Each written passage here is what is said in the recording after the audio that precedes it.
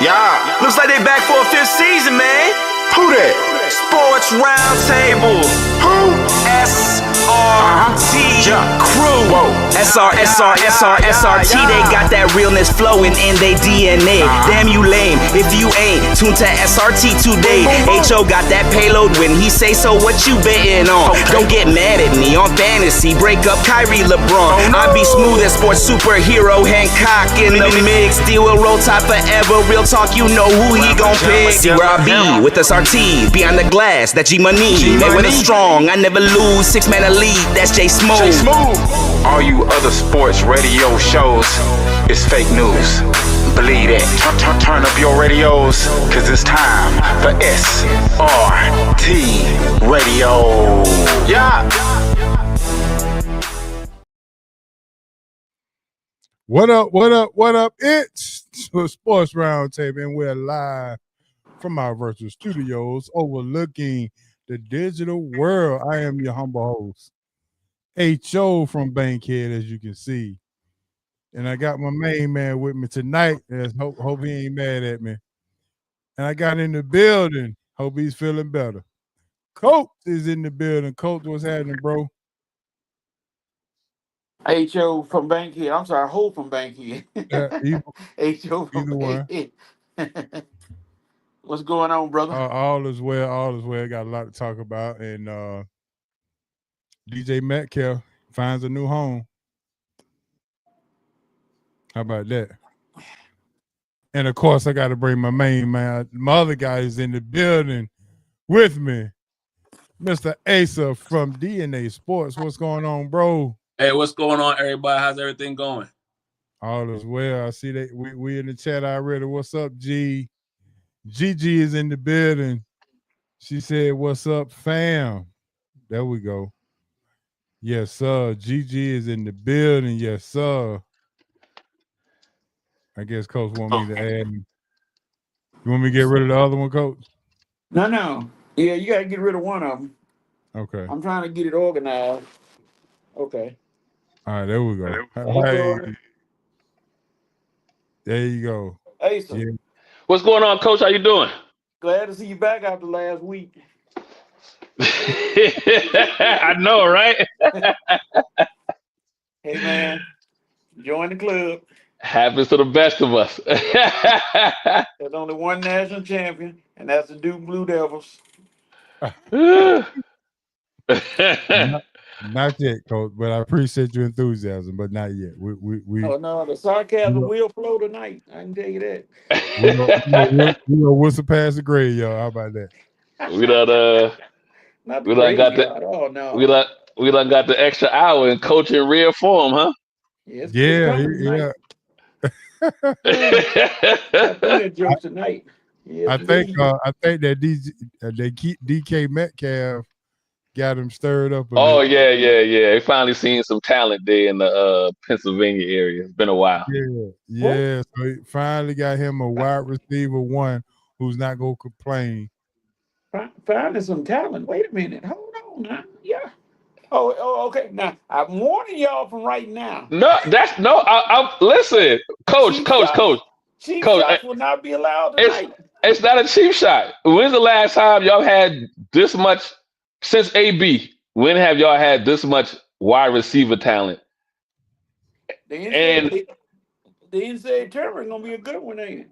I'm just saying y'all haven't had this much on paper anyway talent in a while. That's all. I mean, too bad you got a sorry offensive coordinator, but I mean, still, at least you got some talent. Let's see what he do. Paige back because she can ball. I'm talking about your Steelers. Well, either way, it's all good. Hey, welcome to Sports Roundtable. I'm HO. That's Ace, and that's Coach. We are in the building. It's Sports Roundtable. We are the SRT crew. At least for the night, you can catch Asa on Monday night, 7 to 9 o'clock p.m. with Mr. Dunn and in the DNA Sports. They yes, sir. NASCAR, hockey, heavy on the hockey. So it's the season. It's the season. If you want any hockey updates, tune in Monday at DNA Sports. They'll talk about it. They'll talk about it, get you caught up on the hockey and what's going on. If you want to talk, if you want to see Coach, catch him on Saturday morning when you wake up, 11 o'clock to whenever they get tired of talking, until they run out of topics. 11 until I would just say a.m. On YouTube and on Facebook is Red and Rev Sports Show featuring Coach and the Money. And sometimes they ask me to come on. When I'm available, I will come on there and shoot my stuff and talk my stuff. Before we get started, ladies and gentlemen, we got to give a warm round birthday celebration today to one of our loyal listeners, Miss Sharonda. Yeah, let's give her hand claps and a birthday. All right. Yes, sir. Rhonda, nickname Run. So happy birthday, Run. Welcome to the club. Welcome to the Pisces is taking over right now. So welcome to the club. And so happy birthday, SRT Love. And we go make sure you get all of your birthday wishes and whatnot. We got a lot to talk about. Hot news. Bron pulled up on Stephen A. I got a lot to say about that. Free agency time. And then we're going to talk about March Madness as well. Then at 7:45, I got my boy Smitty coming on to talk about the Atlanta Falcons and what they did not or have not done. So, yeah, we got to talk about that. And let's see. On down here, we got to talk about did Shea Gildress, SGA, did he lock up the MVP this past weekend? Which team would you rather choose, the Cavs or OKC, as far as your young team moving forward? And we're going to also give our Final Four picks in college basketball for March Madness. And don't forget, we got our Ballers, Busters, and Bar Stop. So we got a great show for you. And as you can hear in the background, my coffee, my hot water is ready. As the tea kettle is booming right about now. And with that being said, let's go ahead and jump into some hot news. The hot news sponsored by the Big Easy Grill, 1193 Collier Road. Big Easy Grill, the best Louisiana seafood spot in town. Just going over to Big Easy Grill and check them out. The crab claws, shrimp, take 2 bites to eat 1 shrimp. Shrimp po' boy is excellent. The seafood pasta is a sleeper. Big Easy Grill is considered not a hole in the wall, but Atlanta's best kept secret. Yes, so I will say that. Yeah. And Sharonda said, thank you for her birthday wishes. She's in the chat now. She probably doing her dance right now. So do your dance. Do your dance. So yes, sir. So we in the building. But 1193 Collier Road, Big Easy Grill. Make sure when you go over there, make sure you mention SRT or Sports Roundtable. You get your 10% discount on any meals, $25 or more. Yeah. All right, fellas. Hey, Joe, when I finally go in there, I'm going to get country now. Talk about that old country boy. Talking about, hey, can I get some of that old boudin up in here? See what they say. That's what you going to say? That's right. Yeah. They're going to be looking like, oh, yeah, this is first time. Well, let me ask you this. How close are you, born in Mississippi, how close were you to New Orleans to have some type of New Orleans flavor and seasoning in your life? I live about 4 hours from New Orleans, but I used to work coach and teach in Shreveport. So I got down there, and they got me inducted into the seafood life, even though I'm not a big fan. But hey, it was good though. What's the number one seasoning down there? I know they talk about Tony seasoning. Is that something y'all use in Mississippi too? Yeah, every now and then. Southern Boys is good. Southern Boys? Yep. Okay, Southern Boys. I ain't never heard of them, but okay, I'll make sure I keep that in mind. Cuz in the building. He said, yes, sir. What's up, crew? All right, Coach. All right, man. Let's go ahead and jump into it. Well, I got to go fix my cough. I'm going to let y'all talk about LeBron, and then as I come back, oh, Lord. I'm going to put my 2 cents in it. All right, Mr. Asa. Excuse me. Yes, sir. Excuse me. Thank you. Excuse me. You had to get that out before you talk about LeBron. Yeah, All right. LeBron. That's what LeBron made me do. He made me sneeze because all the BS he was talking about. You know what? I actually pulled it up. Let me see if I can pull up the Pull it up so we can throw up. yeah, okay, here we go right here. Yeah, let me pull this up. And you know how we do. We're gonna play a little something for you.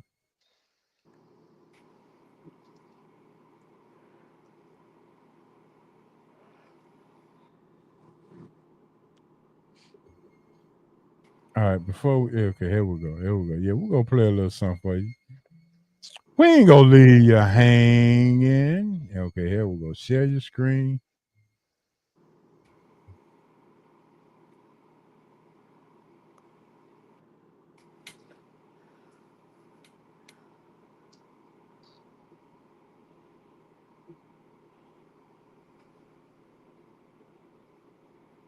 All right, here we go. We're gonna play this real quick first.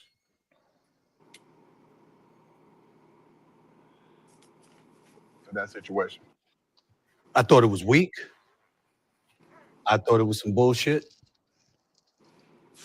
But in the moment, I knew that I was listening to a father. Here's what happened. I'm represented by William Morris Endeavor. The founder of William Morris Endeavor, Ari Emanuel, had courtside seats right next to the Lakers bench. He had Larry David with him, star of Curb Your Enthusiasm. I'm sitting with them. I get there in the first quarter. I'm sitting courtside, and I stand up, and then I got my head turned. And then I turned back around, and a lot of people thought this was the end of the game or something like that. This was in the third quarter. Apparently, LeBron had walked out of the timeout, and I turn around, and he's right here in my face. He said, yo, you got to stop talking shit about my son. You got to stop fucking with my son. That's my son. That's my son. And I was like, what? He said, nah, fuck that. I said, yo, let's talk later. He's like, fuck that. Nah, fuck that. You got to stop fucking with my son. And I said, all right, though. And he walked off. So I remember during a timeout in the first quarter, seeing Bronny. And Bronny looked over at me. And he had this sad look on his face. And I'm imagining Pop saw that shit. It hit him. And he couldn't hold it. And he rolled up on me. And so when I went on the air the next morning, first things first, believe it or not, I know this is shocking for people to believe, but I didn't have any intentions on talking about it until I woke up that morning and saw that the shit had gone viral. Once the shit had gone viral, the bosses at ESPN, now you got to talk about it. So this is you and him. You got to talk about it. I said, fine. So I go on the air and I said, the first thing that I'm going to do is establish that this was a father talking to me, not a player. And that was what threw me off. And I was glad, even though I thought that he misrepresented the argument, I was glad he did. Because you see, what he was really talking about, which was confirmed with his conversation with Richard Jefferson, is that I was talking about him as a father. And so what happens is that had he said that to me, then I wouldn't have been thrown off. I'd have came right back at him. Yes, I was. I was talking about you. You did this shit, which I'll get to in a second. But because he didn't do that, I said, fine, you let it go. Mind you, I just agreed to my contract. Courtside. That day was when it was announced. It's all over, everywhere. Watch about me, right? Yeah. It's a nationally televised game. The cameras are rolling, and I'm like, if I do anything, this is gonna be a scene. Now, we can sit up here in front all we want to and act like we don't work for somebody. Damn it, I work for Walt Disney. And if I had gotten into some shit with him at courtside right there at that moment, no matter how right I would have been, it would have been wrong. And I was like, I'm not going to do this. But once I saw the tape of him talking to Richard Jefferson Saturday night in Boston, that was when I got really pissed because that was confirmation. What do you make of LeBron confronting you? And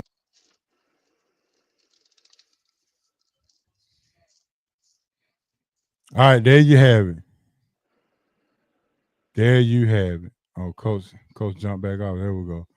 There you have it. The whole thing. That's the response, and that's everything.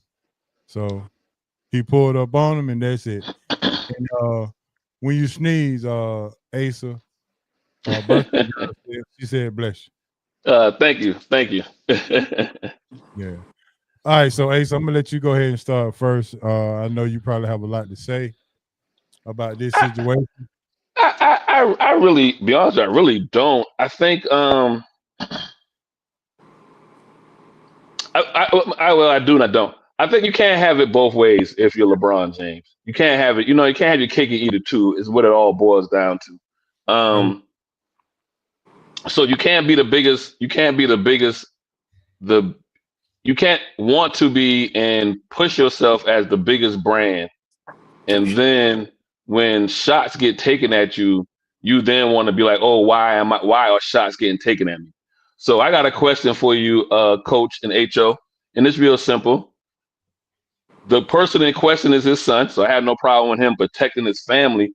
But at the same time, Bronny is an athlete, a professional athlete on a major with a major team as far as the Lakers. So if I ask you right now, if you could tell me what his numbers are, when I say numbers, what he averaged per game, rebounds and assists and steals. What if I was tell you that they all are below 3.3, the number 3, nothing is above the number 3, Right. and he has a starting position, it is going to be talked about. Even more so because he is LeBron James' son. Even more so, his dad campaigned or part of his plan for these extra 4 to 5 years was to be able to play with his son and make history.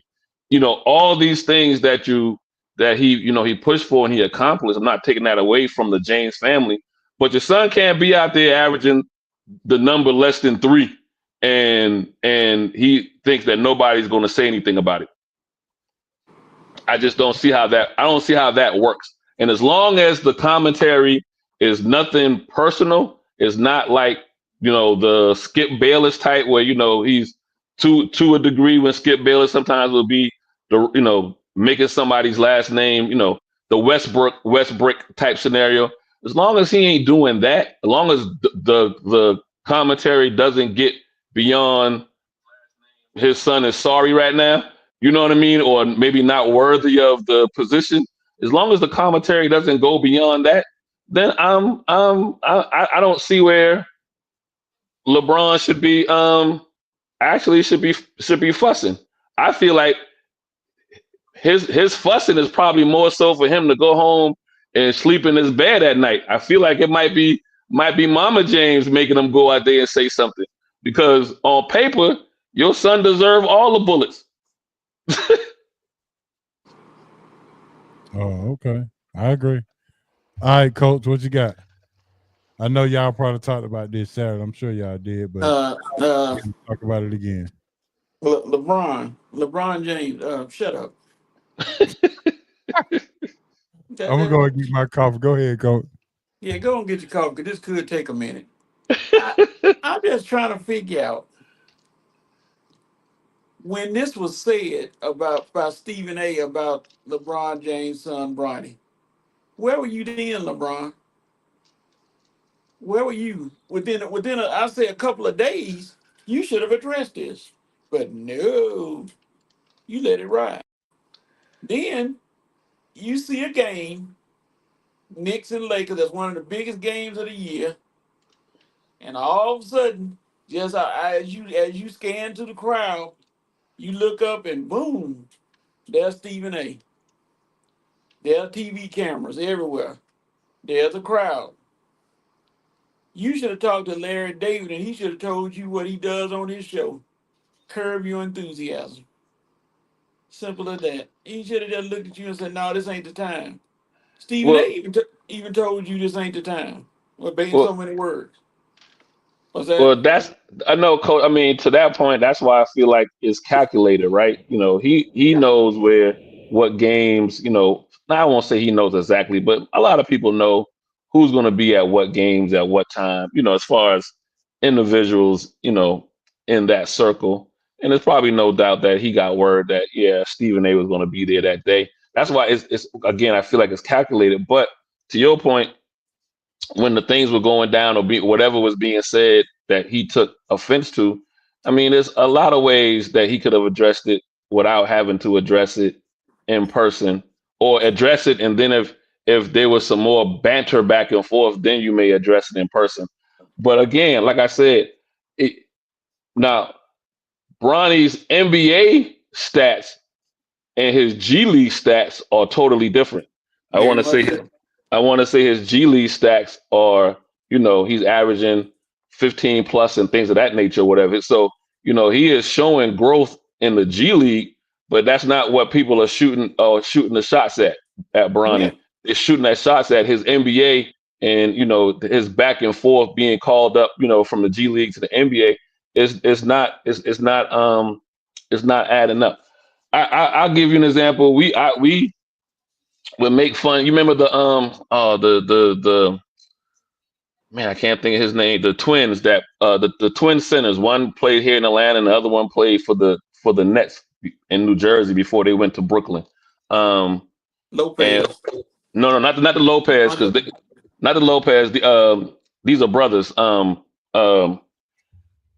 Oh my goodness! Like I said, one played here in Atlanta, and the other one played with the Nets. It'll come to me in a minute, but the brother that played here, the twin brother that played here, he was here for like 3 years, 4 years, making $2 million a year, and his stats were less than what he was getting paid per season. He was making like he was averaging 1.2 points, 1 rebound, and less than 1 assist.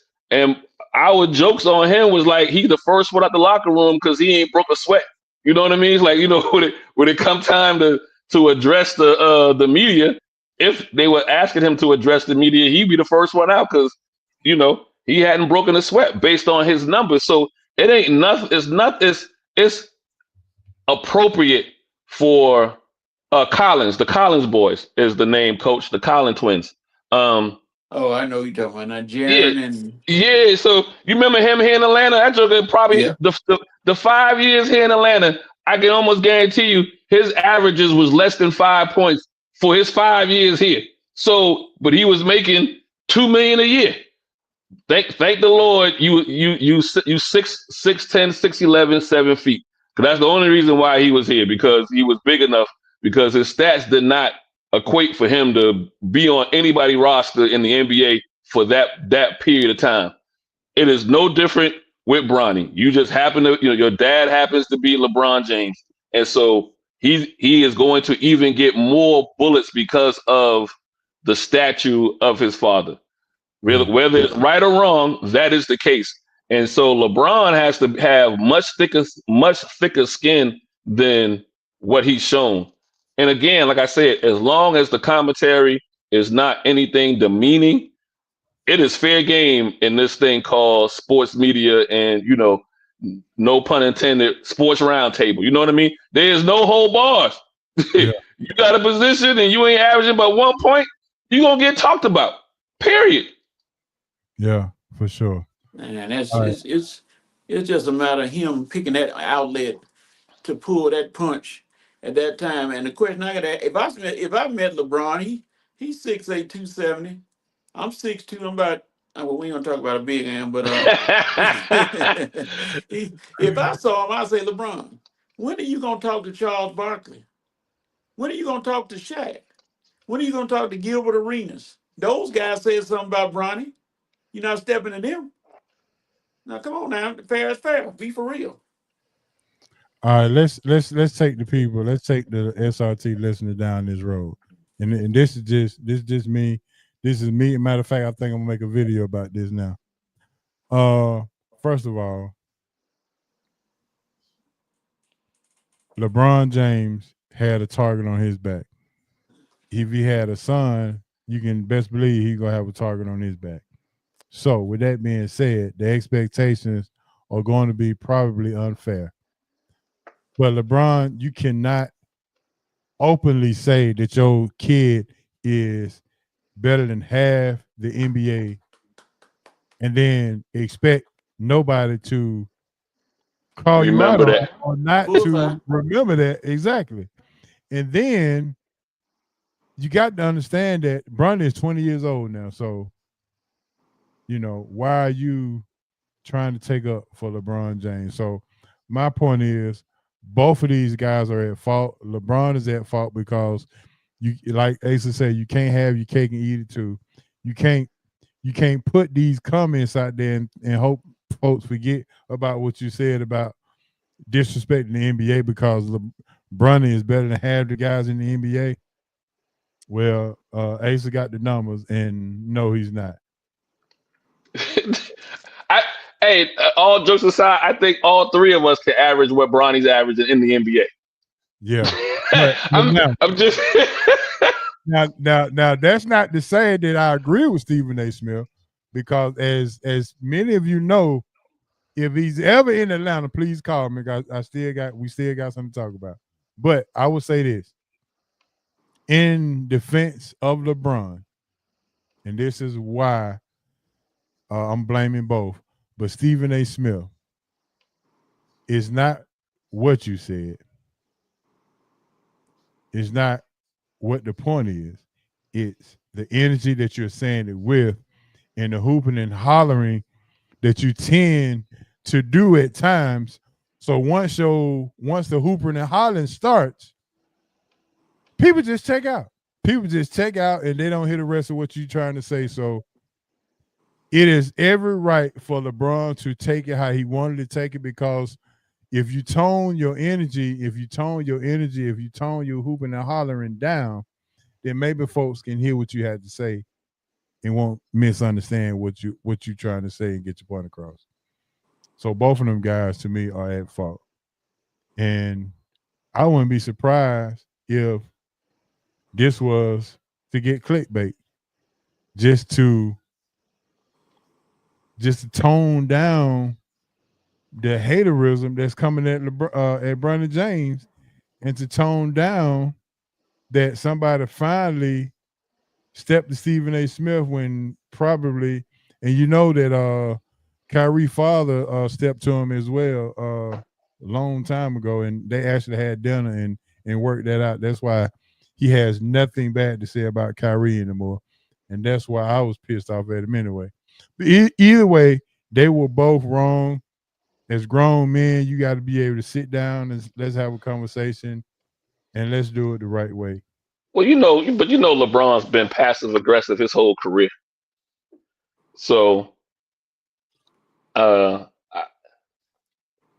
it's calculated on his part, I just feel somebody within the James household. That's why I say, I wouldn't be surprised if Savannah was like, "You better say something," and I gotta see it. You know what I mean? Exactly. So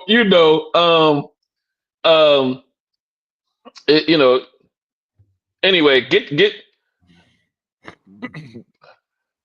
you a cake and eat it too, man.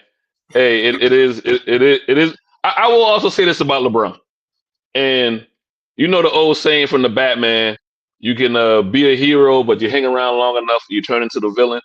I feel like he's been at that villain part for the last 4 or 5 seasons, where it's like, okay, yes, you can still play, but should you?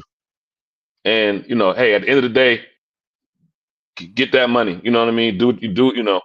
They ain't stopping you. Get it, but you got to realize you at the same time you're taking all the air out of the building. Yeah. And so,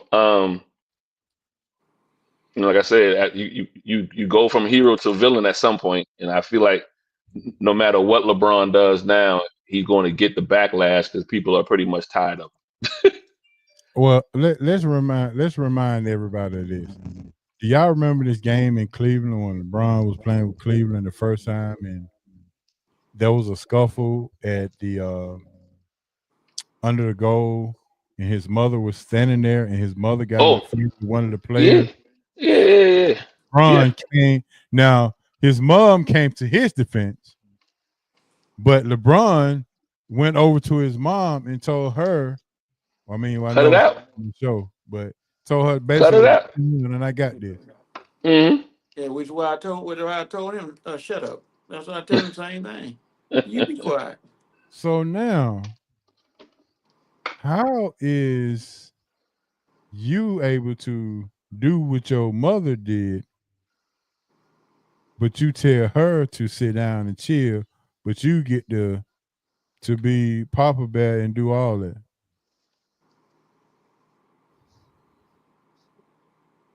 Something to it, you know. Cake and eat it too, man. Cake and eat it too. Yeah, you get that cake shoved in your face, you ain't I gonna agree. like it. Now I agree with Maurice on this. All criticism is not disrespect. Correct. I agree. Yeah, Maurice, I think that's just the way they're just catering to their own feelings, so they deem it as disrespect. So they have an excuse to say what they want to say to you. So I just think that's what that is. Yeah, and you got to look at the fact that once you become a particular pro athlete of a particular pro sport, you're not above criticism. Simple as that. You're not above criticism. They're gonna criticize you. Like if you play football and you're a rookie like Bronny, and they go for the long pass, and you get ready to intercept it, and you fall and trip over your own legs, and the other team score a touchdown, you gonna get it. I mean, so you can't say Bronny can't say they ain't gonna talk about me because of my daddy. No, they gonna look at him Listen, and be like, Jalen Hurts still not getting his respect, and he just won the Super Bowl. You know, to your point, Coach. You know, Hurts just won the Super Bowl a couple years ago. He just signed one of the biggest deals. You know, at that time, it's been top now. Since it's been, other people have gotten bigger deals, but he's been to 2 Super Bowls in the last 3 years and won one of them. And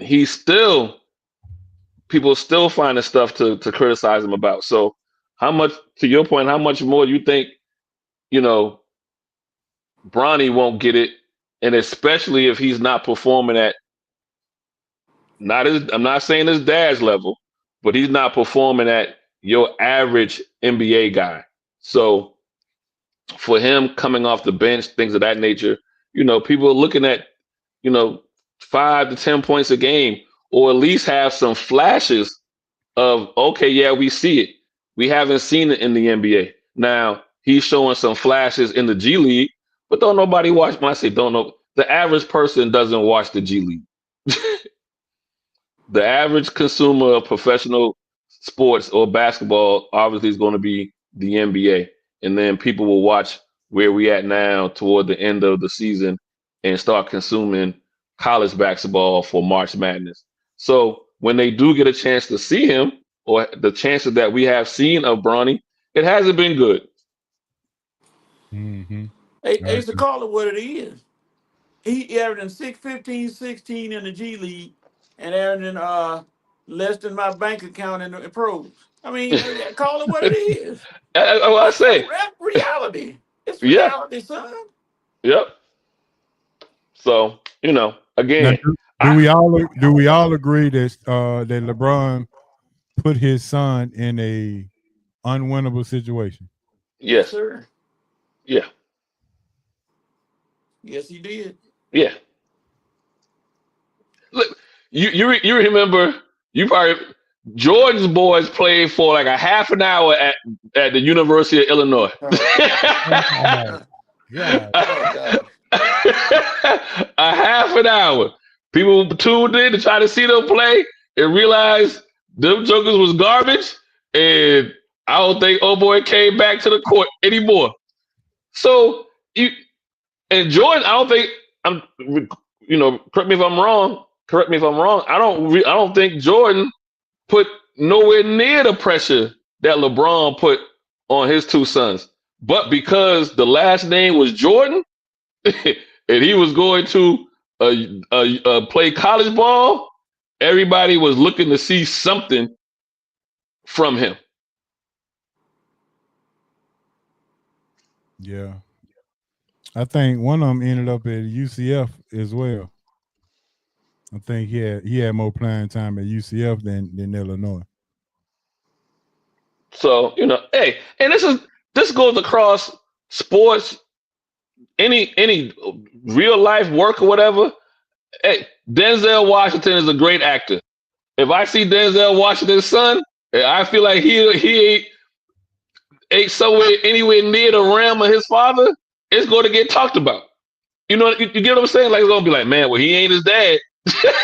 you see what I'm saying? So I just I don't get where, he's this hard of a pushback. And if you didn't prepare your boys to kind of deal with this media, then he's falling short there. Yeah. In that aspect, again, LeBron, at the end of the day, LeBron has checked off more than all the boxes that were put before him when he came into the league coming out of Akron High School. He has checked the boxes, checked them twice, checked them 3 times. So, no one can criticize, in my opinion, can criticize him about that. But if you put your boys into the spotlight, I think the younger one's gonna be the better one anyway. But if you put your boys into the spotlight, I mean, it's the same thing with the ball boys. We knew LaMelo was the one. It was the older one that we were questioning. Whether or not he was going to be. We knew LaMelo was going to be the one out of all of them that was going to shine. So this ain't nothing new when it comes to, you know what I mean, parents and their children. We're gonna have the same conversation about Archie Manning when he comes into the league. Is he which uncle is he better than? He gonna be better than Peyton or better than Eli? So my question is this: when LeBron made the statement that LeBron is better than half of the NBA, was he saying that as LeBron the player or LeBron the father? He was saying as LeBron the father, but nobody cares. He said it. I don't care how he said it as. He said it. He said it. Yeah, I agree. But this is a classic example of sometimes you just got to be quiet. Do not poke the bear. Yep, the internet never dies. Everybody got that video of him saying it. And you poke the bear, you got to be well. Wow, that was a bar right there. Hello. Yeah, all right. All right, let's move on. Because LeBron taking up a little too much of our time. Yeah. NFL free agency. Woo! Yes. All right, the start of the year has started today at 4:00. We got Smitty coming on to verify what the Falcons are going to do. But right now, we got some movement. All right, so what stands out to you, fellas? Was it Myles Garrett? Was it Josh Allen, big money bag? Was it the trade? Was it Devontae Adams free agency? Was it the release of Cooper Kupp by the Rams? Just tell me in your own words what stood out to you in the football free agency. Coach, we're gonna start with you first. I'm gonna dial back on a lie. And it seems like these sports players, athletes, they all you do is lie. Myles Garrett, Mr. who pronounced very vividly, I want to play for a contender. But $143 million later, you back with Cleveland.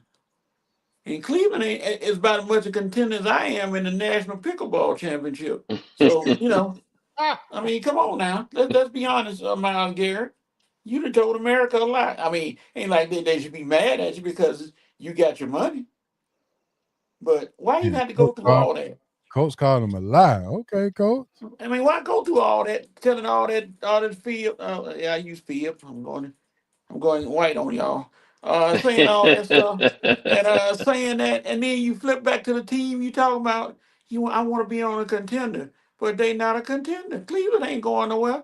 They just picked up Kenny Pickett as a quarterback. You got to be kidding. Where do you think they going? I feel like to that point, Coach, I feel like, and it may not come out till later on or whatever. I feel like Cleveland might have played too much hardball. I mean, teams probably were willing to give up, a couple of firsts, a second or whatever, maybe a first and 2 seconds or whatever the case may be. I think Cleveland was trying to get that 1989 Dallas trade when they got Herschel, when they bamboozled Minnesota for Herschel. And so, I think they made the price too high. And then they offered him, the bag basically, and he took it. Hold on. They're still talking about Bronny. Yeah, that's now that right there is disrespectful, Dez. You can't say my man ain't better than. Now the father and me gonna stand up right there like, come on now, you ain't, even though it might be true, you ain't gonna say I would put money on Juju Watson right now, so we ain't gotta go to WNBA. I put money on Juju Watson right now if I put money on Brody. But Dez, yeah, Dad, you kind of going low on that one, Dad. Dad said the dude ain't even better than half the WNBA. You get a call soon. Don't worry I about don't it. think. Hey, he went to USC. He probably lost the pickup game to Juju. So you're right about that. All right, here we go, Coach. This is what you've been asking for right here. I know that you have a special message you would like to share with Randy, who is back with us today. Yeah, before we get into anything about myself, I want to say welcome back to Randy. Man, I don't think you know how much you've had an influence on my playing career, whether it was growing up playing with you in the Falcons on the Sega Genesis or growing up trying to be a wide receiver, much like yourself, wearing 84, to start off my career. So I've always had a lot of respect for you and patterned my game after you until I made that transition. But, man, glad to see you back, glad to see you with us, and always have a lot of love for you. God bless you, man. Thank you for coming on, man. One thing about me and your relationship, I was at your house with your family. I think I've told people this story before. On draft day, you being the first overall pick for the Cleveland Browns. So me and you have a little bit of history, man. I appreciate it, man. And that wristband that you had where you showed me some love, the Cleveland Browns posted up, Miles, you don't understand what that means to me, man. God bless you. Miles Garrett, the thought, Randy, of him having been a receiver at any point, quite candidly, it is scary. Quite remarkable. Okay, Miles, let's talk here a little bit. You've been quite public about this, but let's go back to the beginning for those who've not had a chance to hear any of the conversations. What made you decide that this is the time you need to make a change in your career? I just felt after taking some time from the season, using that little time to decompress, have some, kind of talk to my family, consult with them, work through some feelings and emotions. And also speaking with management at the Browns, I just feel like, this current time, I don't feel like, our future is aligned with winning right now. And that's what I'm looking forward to do at this state of my career. I have a lot of love for Northeast Ohio and, community that brought me into the league, but, want to get, to contending and winning playoff games and, having a chance to be in games like today. A superstar player departing from Cleveland is a familiar story. You've said that you had a chance to talk to LeBron.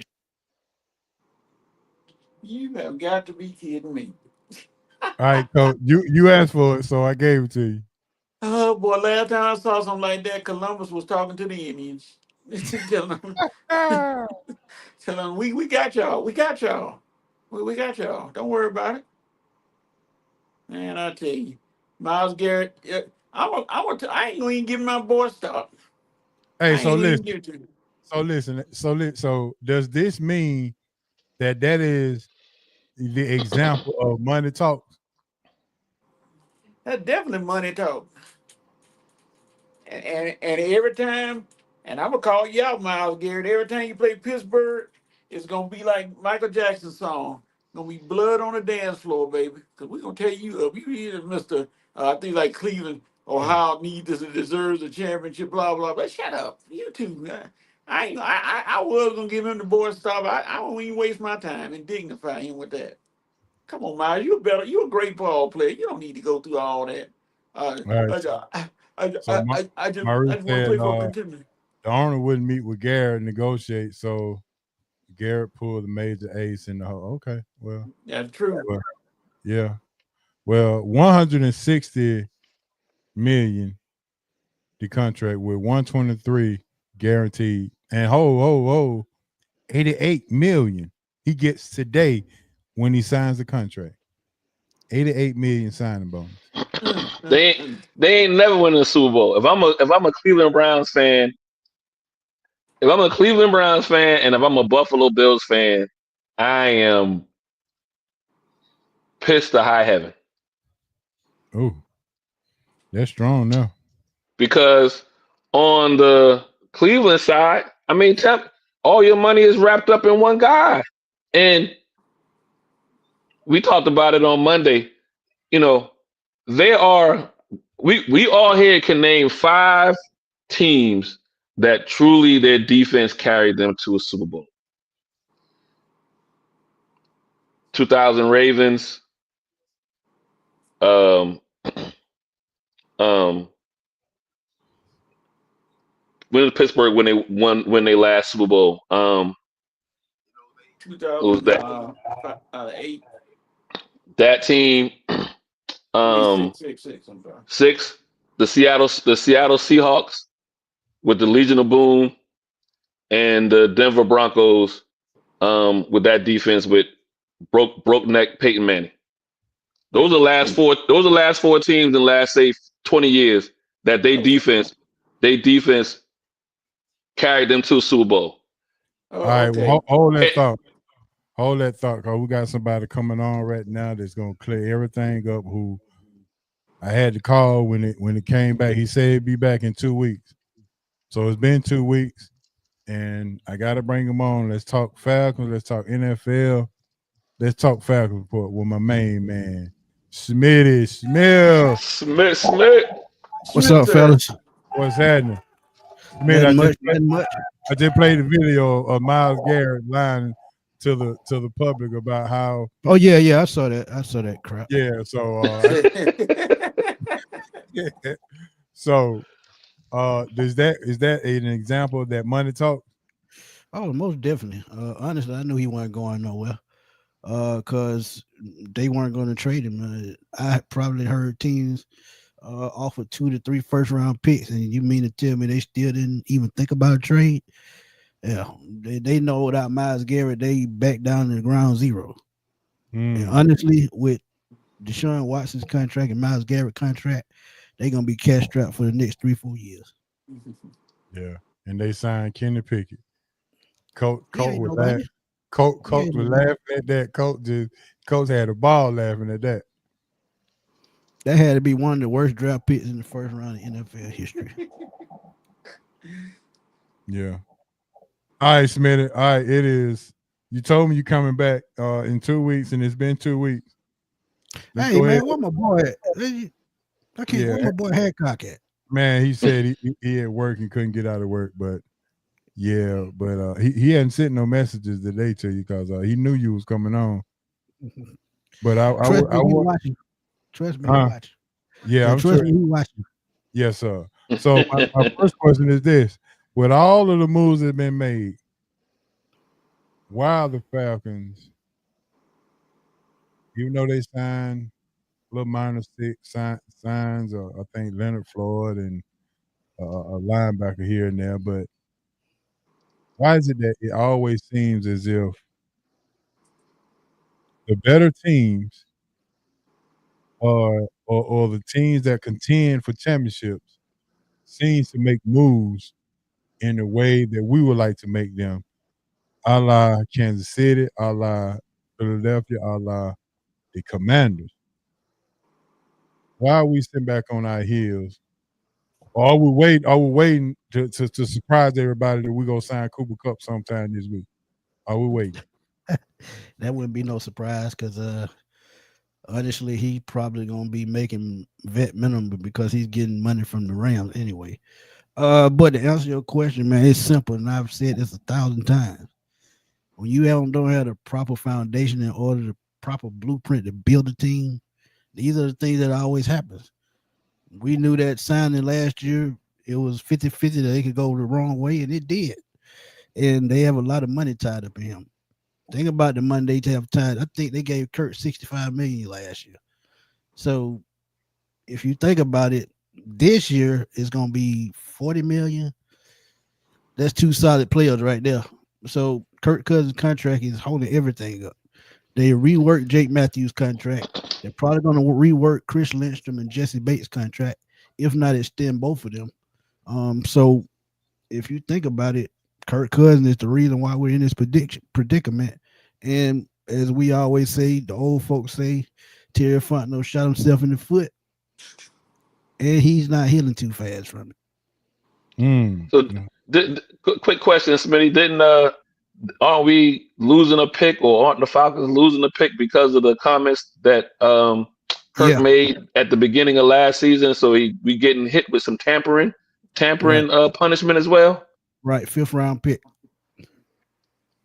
and the 3rd round pick that we wasted on Matthew Judon to bring him in, since he hadn't signed a deal in time, we wanted him to get a compensatory pick for that. So they threw away a 3rd round pick last year as well. And that's a shame because now no Falcons, anybody associated with the Falcons because of Fontenot can eat at Big Daddy's on Sunday. That's a shame. That's ridiculous. They won't even But the crazy thing that I heard about rumors over the last couple of days is Grady Jarrett and Drew Dalman both got similar contracts offers from the Falcons that they got to the team that they went to in Chicago, both of them, and they really didn't know what direction the Falcons were headed in. So honestly, they just left on their own. It wasn't that they got released; they probably asked to go. So that's hard to hear.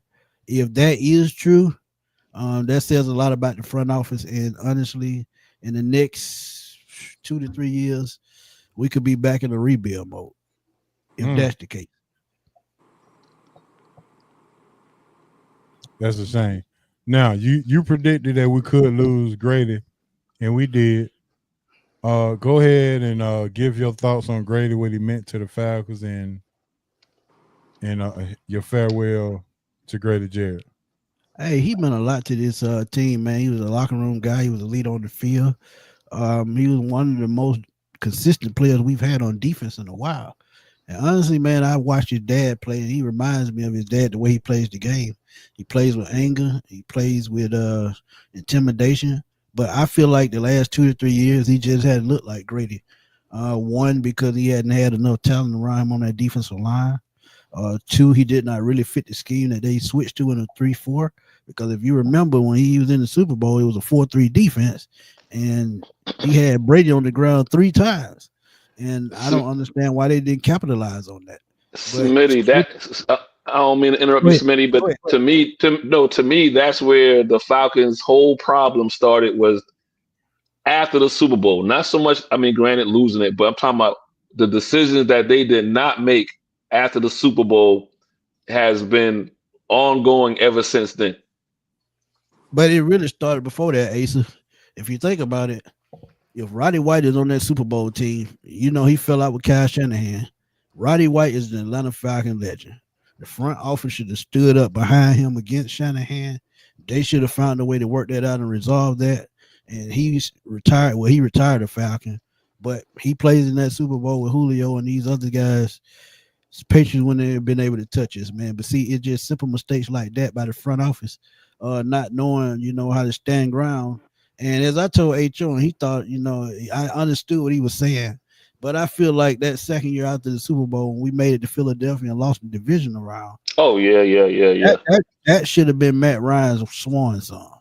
And the reason why I say that, Patrick Mahomes in that draft, Deshaun Watson, and a couple of other quarterbacks right now that I feel like would probably still be at the top of their game.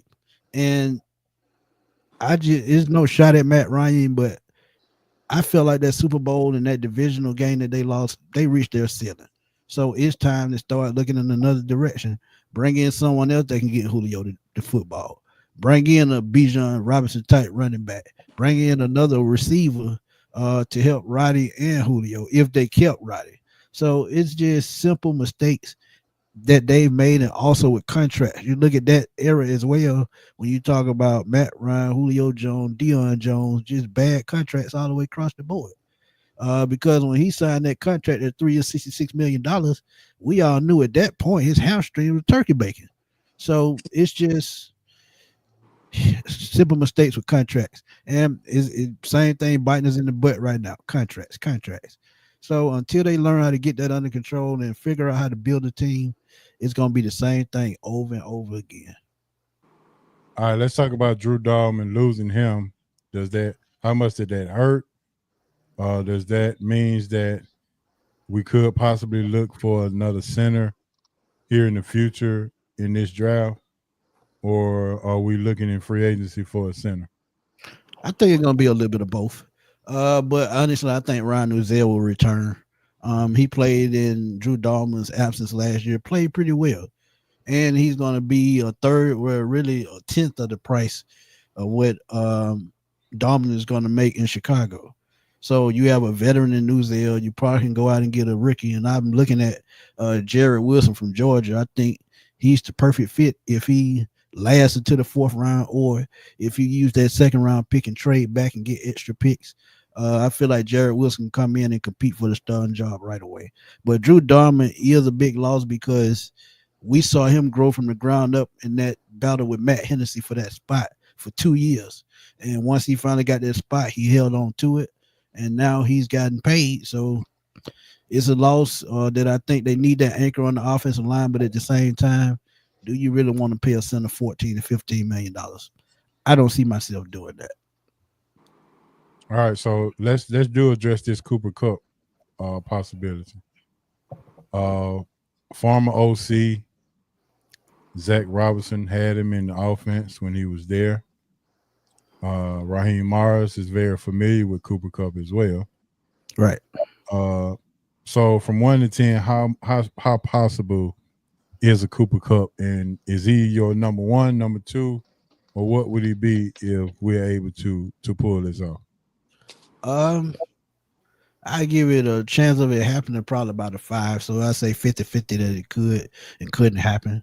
If he comes to Atlanta, I think he'll be a number 3 because he wouldn't have a lot of pressure on him because we already have London and Mooney, Ray McLeod, Kyle Pitts. So he would be one of those guys that they would be like a possession guy.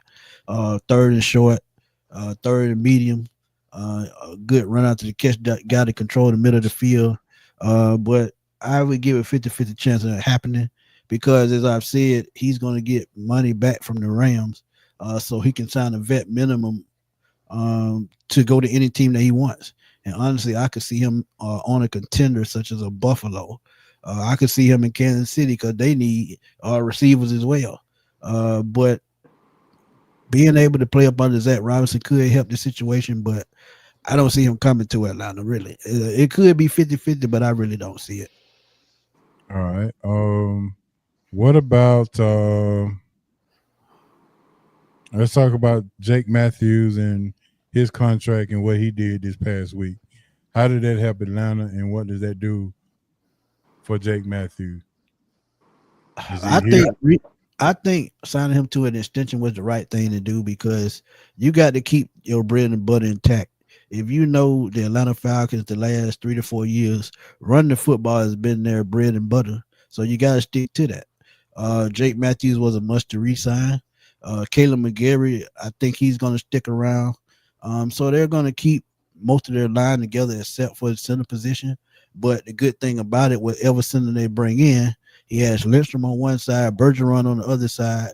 So that right there will, help him along, help him develop in his zone block run scheme. And I think Matthews was the right pick because he's going to protect the quarterback. Now, McGarry is the blind side now. So this is what we have to worry about with McGarry. We know he struggles against speed rushes, but when it comes to running football, he's one of the best in the league at run blocking.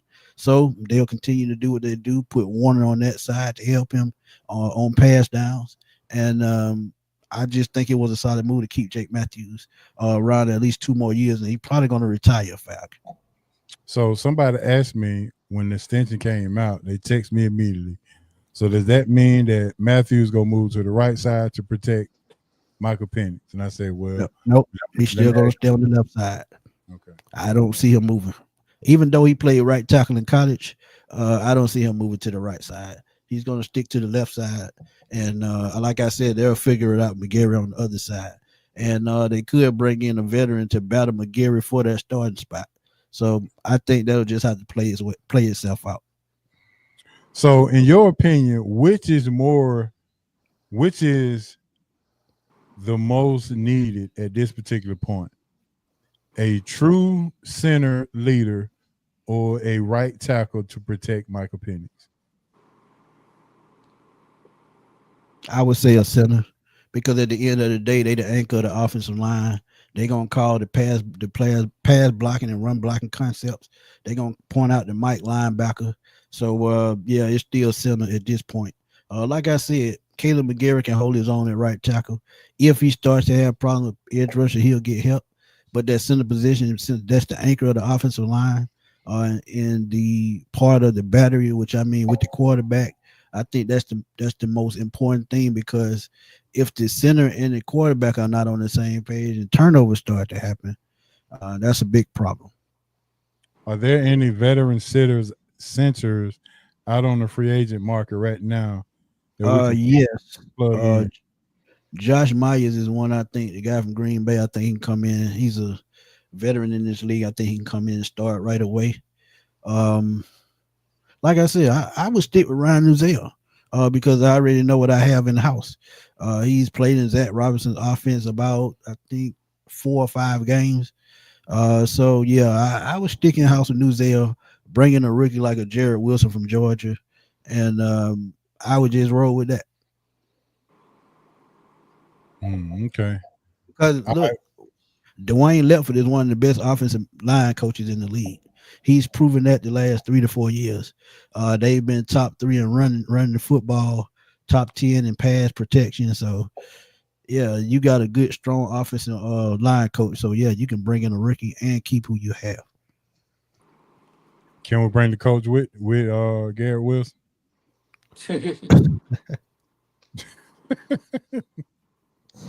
Nah, I think Ledford fine, man. I think Ledford fine. Okay, I'm just checking. All right, let's get back to this Kyle Pitts talk. We done beat it like a drum. So Kyle Pitts will be opening day. What's the expectation if he's with the Falcons? Right. At this point, you really can't have expectation. You just got to see what the production gonna be like. I think Michael Penix coming out and supporting him publicly. I think that could have helped Kyle Pitts' case. But I will say, and I've told you this before, depending on how he's playing at the trade deadline, if he's not where they want him to be statistic-wise, or helping his team, or taking, making Michael Penix' job easier, I can see him traded in. Or you could see sometime in April, NFL draft night, if somebody throw a crazy deal towards them for Kyle Pitts, you can see him traded in, because honestly, there's a kid at Bowling Green, Harold Fannin, that could come in and probably produce more than Kyle Pitts right now. So there are options in this draft if you want to move on from Kyle Pitts in that $10.8 million contract. So I would just wait to see how it plays out. I would lean toward then Smitty then that he gets traded on draft night, because if you're saying the Falcons, we're saying Falcons already down 2 picks this year because of Kirk Cousins' mouth, and then Matthew Judon trade, and then the Judon trade. You're going to have to make some moves to try to recoup some of those now, right? You would think, right? You would think, yeah. And honestly, Asa, I did a mock draft about 2 weeks ago. Me and my boy A1 Forever. We did a trade back, man. We got about 3 picks. We got the 31st pick from the Chiefs and 2 third-round picks. And imagine if that was the case, if you made that choice in real life and you get 2 third-round picks just to trade back 15 spots to the back of the first round. I would do it because there is talent on the defensive line all the way through this draft. Like I said, the center from Georgia, you have guys like the kid, the defensive tackle for Mississippi. You have his teammate Trey Amos at cornerback. I mean, it's so much you can do in this draft and so much talent on defense. This could be the draft that the Falcons need to put this defense at an elite level or at a respectable level. Because losing Grady Jarrett, your heart and soul of the defense, you got to start all the way over from scratch and figure out who's going to be the voice of the defense. And if you want to put talent on this defense up under the veteran that you have right now, this is the perfect draft to do it. All right, Smitty, check this out. This time of the year, we always hear these guys in the NFL draft that goes up and they come down. They go up and they come down. And then some you hear that they're starting to pick up steam. Mike Green has seemed to be the one guy that was linked to the Falcons early on. But now we're starting to hear rumors about the Stewart guy, the defensive end from Texas A&M. Stewart. Yeah.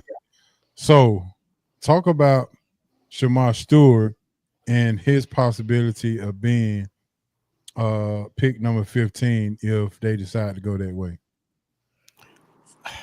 I'm still on the fence with Shamar Stewart only because I feel like he hadn't had enough playing time in college. He's an athlete, true enough, but he's a little bit raw when it comes to pass rush moves, just getting sacks, period, because I think he only had like 4 sacks his whole college career. So where you place him is going to be important in the NFL. And like we always talk about coaching, do you really trust the Falcons coaches to develop him? That I don't know. And honestly, I don't think they could. So you go out and get a guy that's already polished like a Jalen Walker or a Mike Green, or I would say Michael Williams, even though Michael Williams is only 20 years old. You go out and get somebody that's already polished. Shamar Stewart has the perfect size as a 3-4 end or a 3-4 defensive tackle. But as far as having developed him, I don't think that would be the smart move. So I would go in another direction. So what is the hype about him anyway? Is it just he had a great combine, or if y'all heard this term before, workout warrior? Yeah, that's what it is. Yeah, workout warrior. So basically, don't get fooled. Yeah, fools go to me. Now I will say this: teams like Pittsburgh and Baltimore, teams like that have been developing defensive players for years, I think that would be the perfect spot for him. Either one of those teams.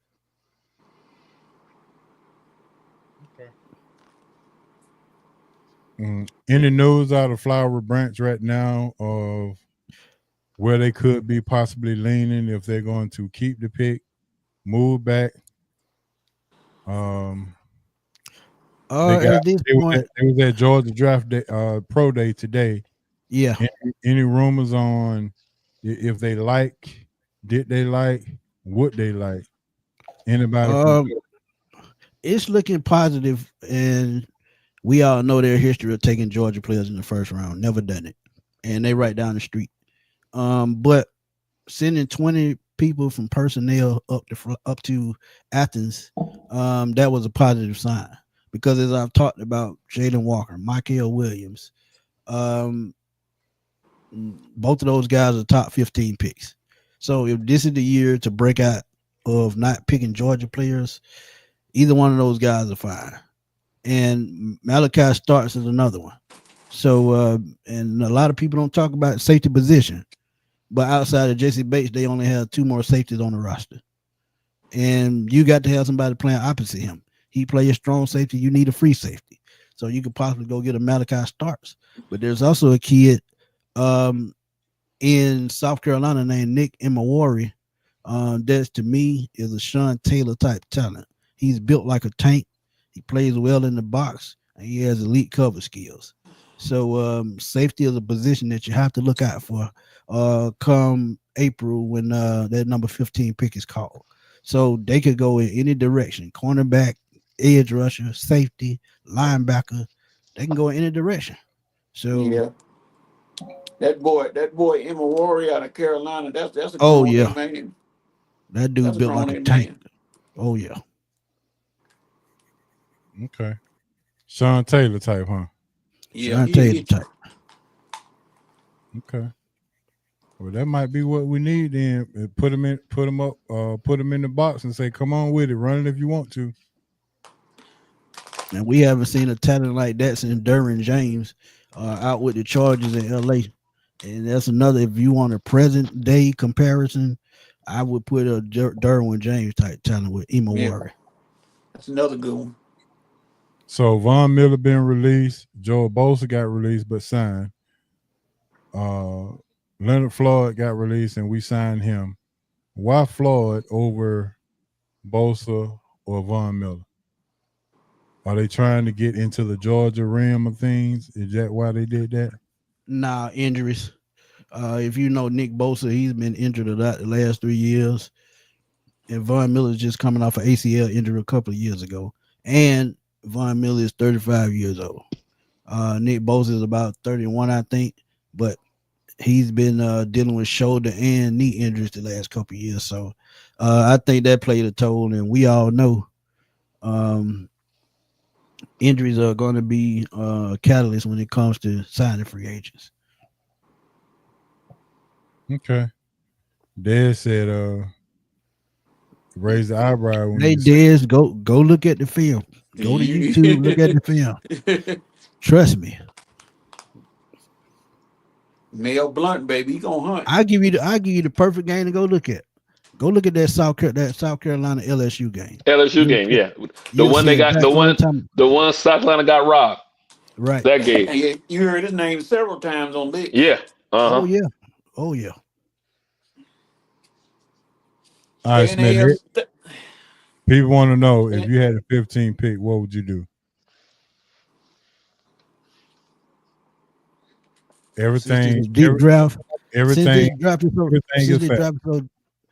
they drafted so deep on defense, I would trade back. I'm gonna be honest about it. I would trade back because I just talked about one guy, Ema Warrior in South Carolina, the defensive tackle from Ole Miss. Both of those guys would be there if you draft back to the 20s. So you also have guys like the kid from Kentucky, Harrison Maxwell. He's another one. Yeah, I mean, it's so much talent in this draft. That's why I said if you trade it back, I would not be mad, no matter how far that may be, because this could be game changing. You talk about edge rushers, corner, two positions that we desperately need, and now with Grady gone, need interior help as well. So I would trade back. How far, that yet to be debated, but if they trade back about 22, 23, somewhere in there, they'll still get a solid first round pick.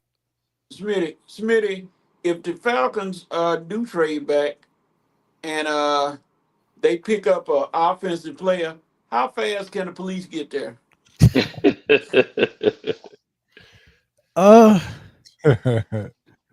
You want me? I'm gonna be honest with you, Coach. I would not be surprised if they took a wide receiver. Why? Because Darnell Mooney is 30 years old. He's on a 3-year deal. Raven McLeod only has 1 year left. And Drake London would be the only long-term solution at wide receiver. So if they went wide receiver, I would not be surprised. But I don't see it happening, but I would not be surprised to say the least. Okay. All right, let's talk about the Leonard Floyd signing. How does that help? How does that help? Is he injured? Will he be productive? Will it be more productive than the Matthew Judon? It was funny because we did a live yesterday, and somebody threw it in the chat that they had signed him. And before we did the show, I told my buddy, I said, I could see them bringing in Leonard Floyd $8 to $10 million. That's exactly what happened, because if you look at, he's a 3-4 outside linebacker. If you put big bodies in front of him, like 3-4s usually should be ran. I'm talking about guys 290 to 320 up front. A guy like Leonard Floyd could wreck hell. And you have guys like Arnold Ebiketie, who's on the last year of his deal. He could come in. Leonard Floyd can help him along, and these young pass rushers, especially Braylon Trice, when he comes back, because he sat out last year with a knee injury. So having that veteran in the locker room as edge rushers, I think is going to be very important. And if they draft one, that even helps out Leonard Floyd, because you get a superior talent at number 15 that could come in right away and help a Leonard Floyd, help a Arnold Ebiketie. That's why, yeah, I love the signing. And honestly, I'm gonna keep it real with y'all. I've said this from the jump. Jalen Walker is that can't miss prospect. He can get after the quarterback. He can spy these mobile quarterbacks. He can drop back in coverage. He just has all the tools that you need in a modern day linebacker. And I think he runs a 4-4, so he can go sideline to sideline and he can hang with the best of. So if they're smart, Jalen Walker will kill two birds with one stone. What about the inside linebacker that we signed? Divine Diablo. If you remember, I remember him from Virginia Tech a couple of years ago. I actually did a profile on him. Former safety turned linebacker, 4-4 speed, very fast. He dealt with injuries a couple of years ago, but he was back on track last year. I actually like this signing as well, because speed and athleticism is something that we don't have at linebacker. So this is why I think this was a great move. Troy Anderson has been injured the last 2 years, so I think he comes in and challenges him right away. JD Bertrand, as a rookie last year, played fairly well, even though he missed time with a concussion. So linebacker help was needed, and this linebacker class in this draft, after the third round, is not very strong. So I think it was the right move to go out and get a veteran linebacker. I will be remiss if we don't talk about the kicker. You have a 7th-round pick, right? Yeah. Okay. So are we looking to get a kicker in the 7th round? Honestly, I would go to the XFL and get a kicker. The reason why I say that is a guy named Rodrigo Blankenship who kicked at Georgia. I still think he has the leg to kick in the NFL. Younghoe Koo was making $4 million last year. I don't see myself paying a kicker that kind of money anymore, especially now that he has a hip injury. He was very inconsistent last year. If you remember how his career started off with the Chargers, he was having the same issues, and they cut him. So he may be, getting back to being that Younghoe Koo. Yeah, boy, I tell you, it's hard. I ain't gonna say it. No, I'm hush. You know what I'm about to say. I kind of got an idea. All right, man. Real quick, on the side note of the Falcons, or off the Falcons, which one of these free agent signings or trades in the NFL that took you more by surprise? Oh, that's easy.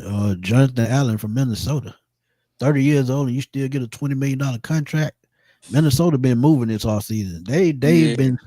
They've been slick building that team. They got 2 interior linemen that's at the top of their game. You re-sign Byron Murphy. All they need is a quarterback, and they fine because they re-signed Aaron Jones as well. So Minnesota, they're moving, and I think they're moving in the right direction. However, this guy named Dan Quinn, who used to coach the Falcons, they doing their thing in Washington as well. They got a nice young quarterback.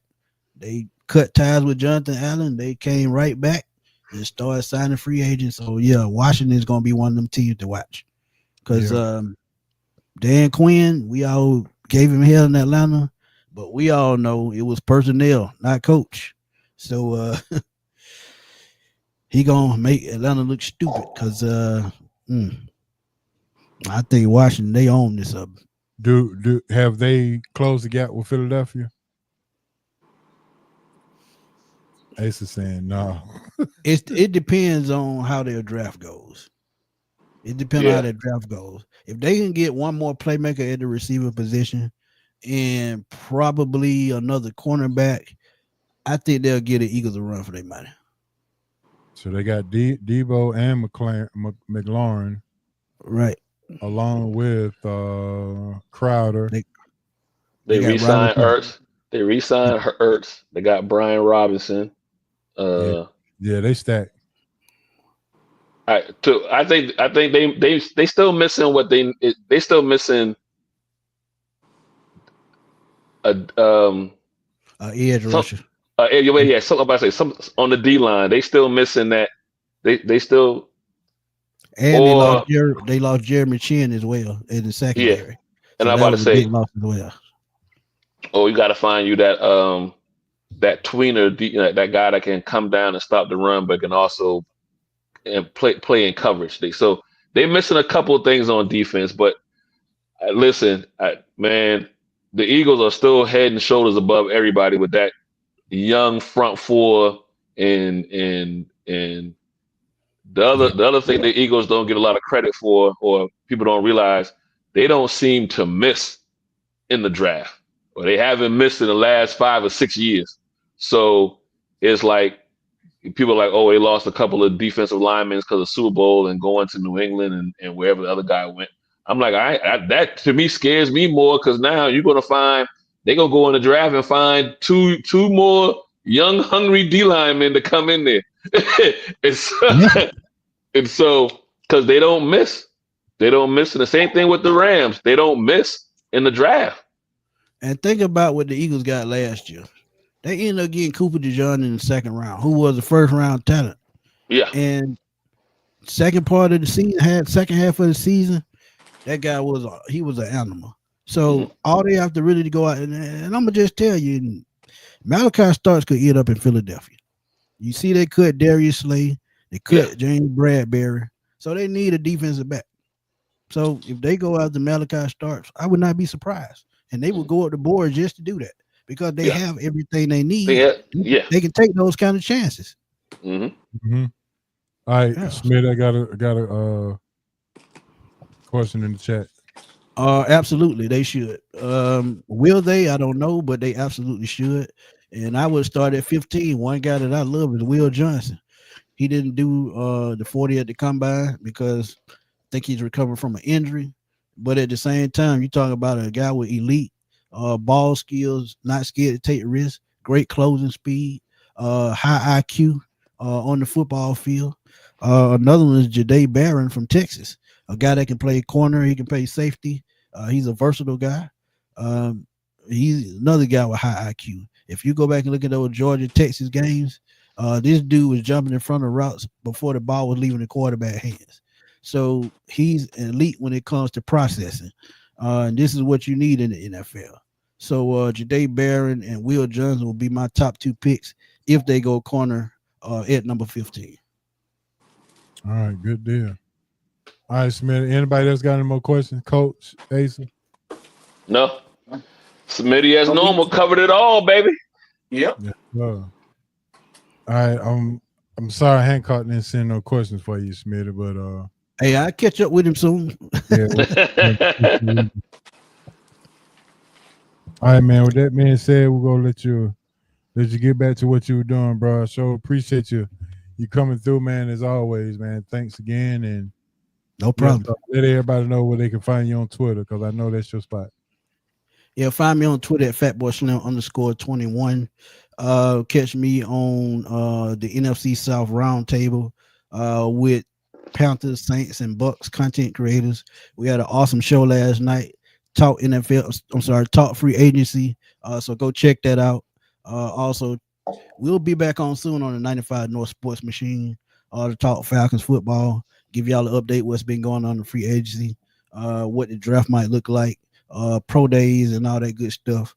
So we cooking on some behind the scenes, but yeah, man, I'm always working and I'm always trying to push out content. All right, man. All right, Smith, we appreciate it, bro. Thanks again. No problem, man. Man. Facts. All right, Smith.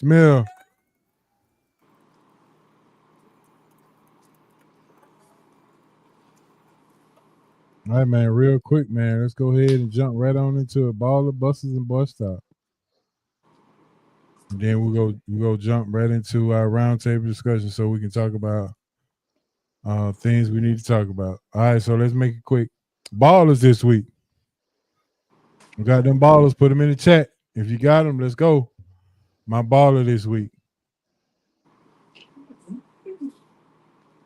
19-1, 18-1, 19-1 in the conference. Yeah. Outright ACC champs. John Shire, I apologize. You finally made some adjustments. So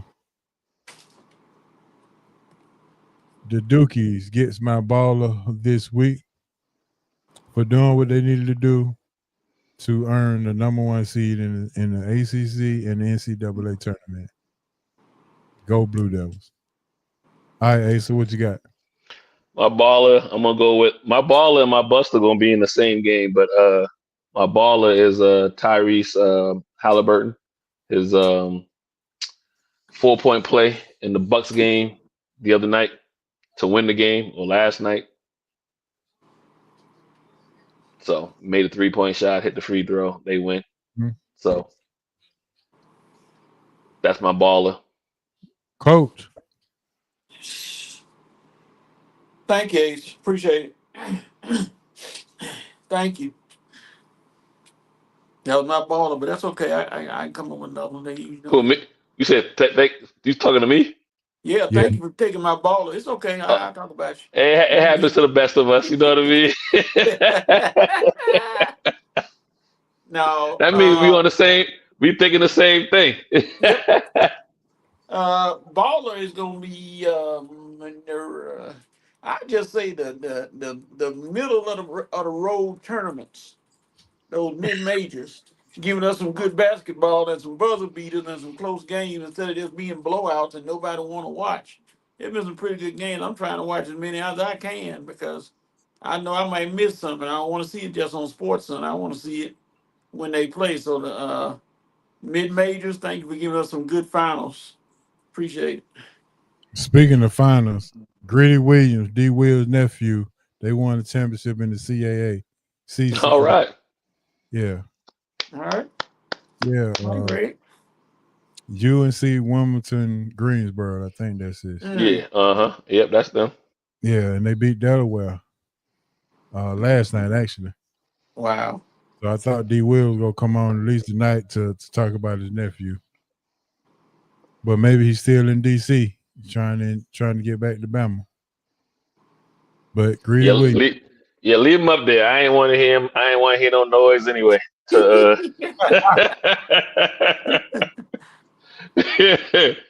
we listening. I don't want to hear the noise anyway. Yeah, I forgot about that too. Yeah, he would have been. Oh, woo. It's been a rough week. Yeah, for sure. All right, it's time for the busters.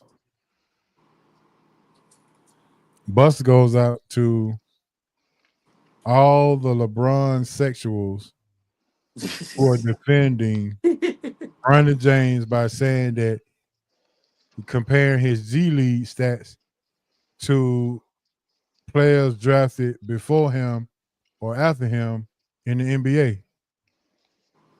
I mean, they'll do anything to try to make a point. Yeah, it's two different things, baby. His NBA stats is what we talking about. I think he said something to the fact that Brandon James making more money than the 3-time slam dunk champion and Mac McClung, and he's the leading scorer for the G League, and he's still making more money than him. But is it about making more money, or is it about getting to the? He ain't got to the league either. Still ain't there. Nope. So I don't know what that point was. Yeah, he get a 10-day contract here and there, but he has not locked down a roster spot. Yeah. All right. Cuz said Fort Wilder, South Carolina. Malaysia. Yeah. Malaysia Full Wally. Oh yeah. Like this, she ain't lost since she was 5 years old, ain't it? Mm-hmm. All right, She so has. what you got for your Boston? Oh, the refs in that Indiana Milwaukee game. Like I said, the baller, I'll give Tyrese Halliburton. He made the shot, got the foul, made the free throw, but that wasn't a foul on that 3-point shot. He was fading out of bounds, falling on his own. He jumped off balance to begin with. So I just don't know how you blow the whistle on that. So the buster is the ref causing Milwaukee a game. Good call. Yep. Coach. He took your Buster too. I would say yeah, but that'd be contradictory, so I ain't gonna do that. I had a buster. Who was that? God dog it. It's right on tip of my tongue too. Oh, dog, I forgot it just that fast. And it was a good I'm one sorry. too. The Oh, sarcasm. rehab ain't working then, huh? No. Slowing me up a little bit, got my mind going bad. Mm-hmm. Let's see. Shoot. Tell the nurse to come in there with one of them short skirts on. See if you can remember. Then something really bad gonna happen. I didn't tell you. I won't make it a big easy grill. I may be in big traction. I ain't no telling. I have some. Oh, Juan Soto. Juan Soto. Can I ask you a question? They have you in right field because they think you're an exceptional player, and they paid you $700 million. But on a fly ball to the outfield, it hit you in the glove and you dropped it. Oh Sir, yeah. I don't think they're paying you that much money to drop fly ball. I know you're going to hit your usual 30, 40 home runs, but you may be giving up 30, 40 runs, dropping fly balls out there. So, Juan Soto, this ain't defense optional. You're not a DH. You're an everyday player. So, son, you better get it right. All right. All right. There's no buses in the chat. All right. So, all right. Let's go to the bus stop. Go ahead. Girl, stop. Man, see, now it's your turn. And you know where I'm going, don't you? You go ahead, go first, coach. Go first. Yeah, I'm gonna return the go ahead and go first. I'm gonna return the favor. Go ahead, coach. Angel Reese and the rest of the WNBA. God, dog. Are y'all serious? Y'all ain't getting paid enough? Girls. Yeah, y'all make good optics for TV, but you're not making the money that the NBA makes.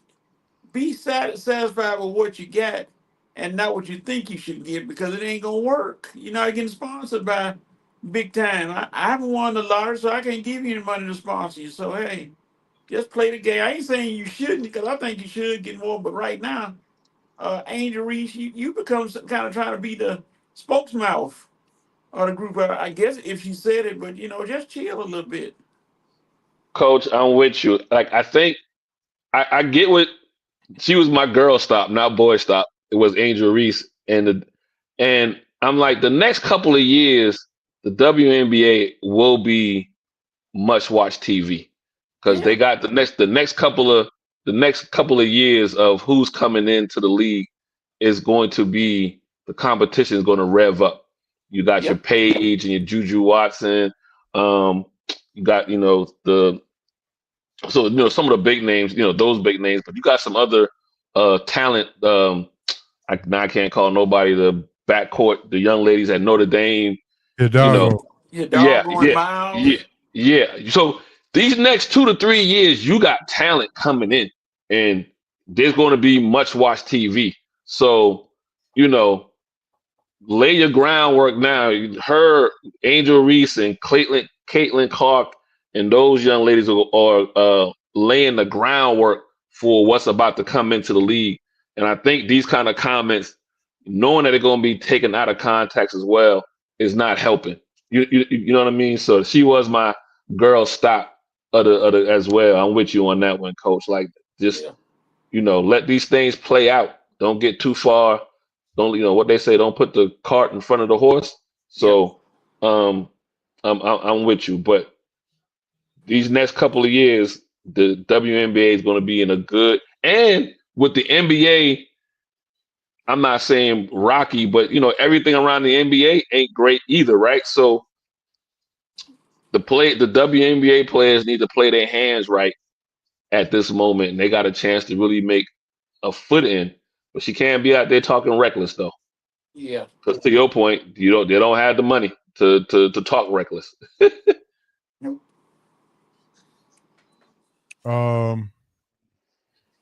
Going back, you got to give a baller award to Eddie George, moving up, leaving. No. Deion set the platform, leaving Tennessee State to go to Bowling Green. Bowling Green, yeah. As the next head coach. So shout out to Eddie George for making a step up, moving into, I guess, somewhat of a more power conference. How long was he at? TSU? 3 years, 4 years. 3 years, 4 years. So, I mean, if you're taking a program as far as you think you can take it, there's nothing wrong with moving on and getting a better payday. So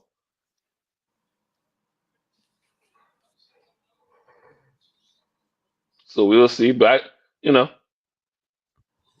the thing about it is, Bowling Green not far from Nashville. It's right up the road. Yeah. So that U-Haul truck, they ain't got to go far. Yeah. All right, Buster. My boy stop is well, I just had it on the tip of my tongue. I'm like, Coach, man, I need a short skirt to come through here.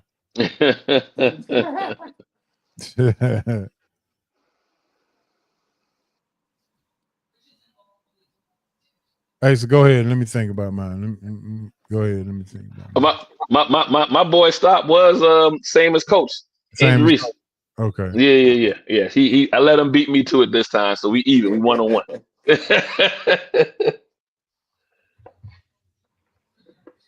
I had some. I can't think of it. I don't know. Maybe I'll think of it. I'll give you another one though. My boy stop, I guess you could say, as far as the organization.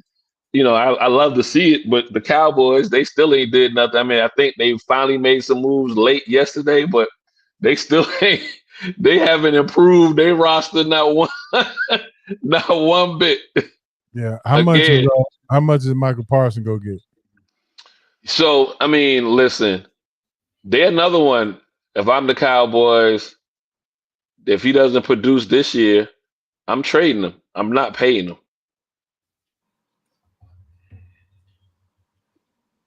So, but with all the money that's been going out there, Myles Garrett resetting the market. Who was it?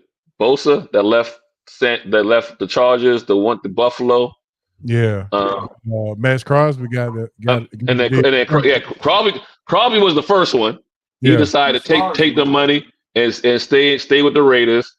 Then Myles Garrett. Then you have Bosa. So all those guys have kind of reset the market, especially Myles Garrett. If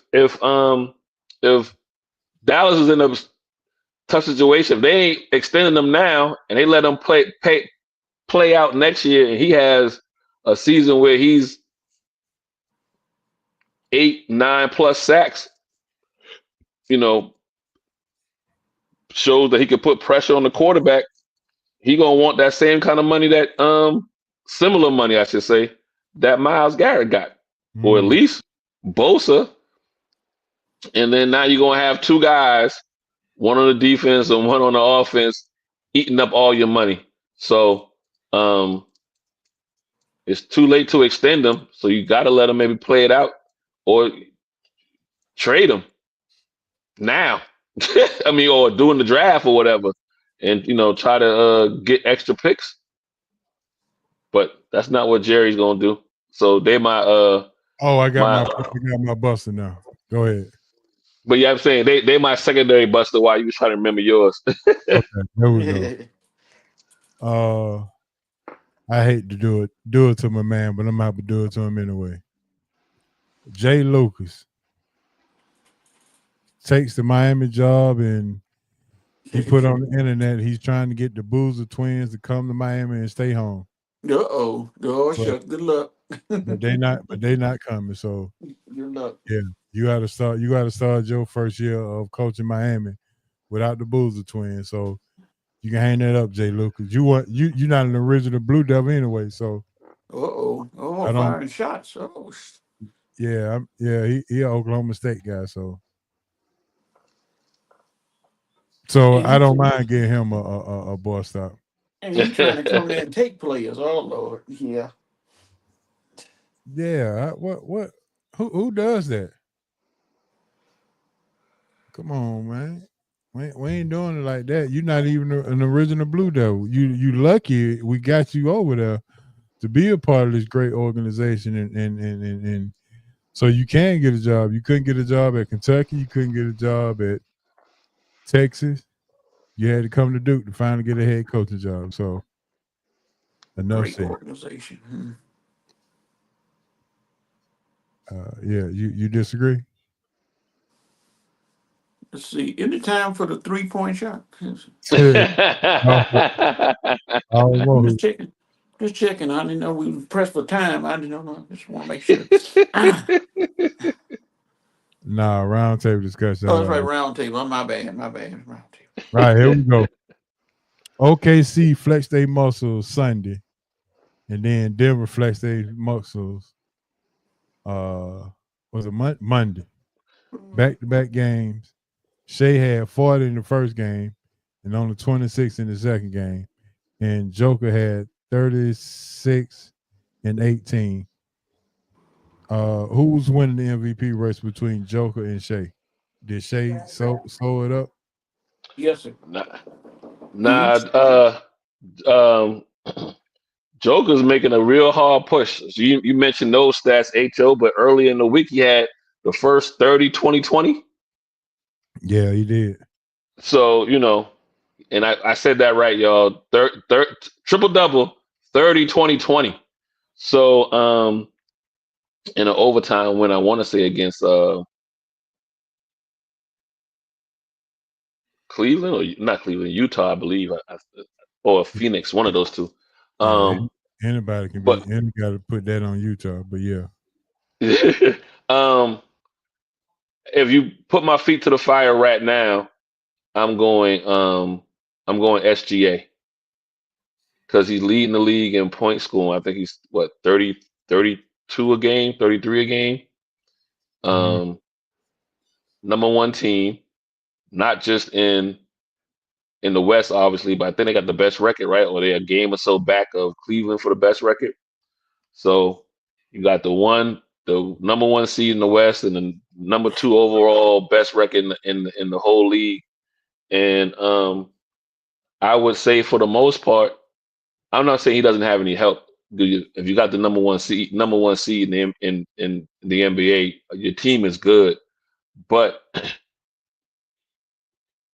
he is what makes the engine run for OKC. I know you can say the Jokic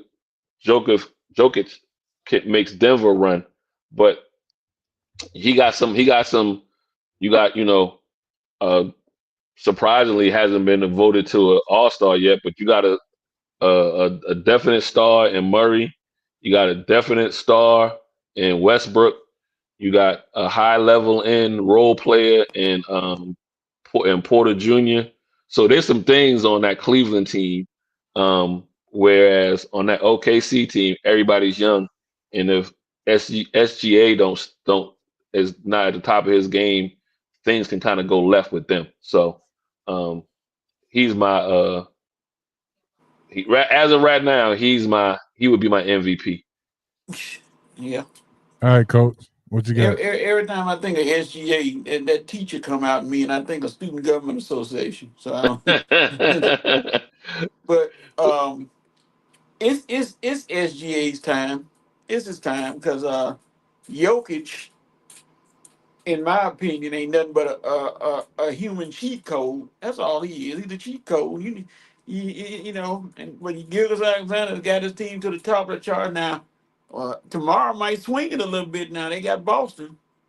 That's gonna be interesting watching the Thunder and Boston play tomorrow. So, but I think it's Gilgis Alexander. I think he should have had it last year, but this year is his year. He's on a roll.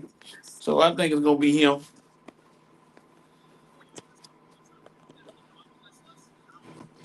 Yeah, it's hard to again, like I said, it's hard to deny.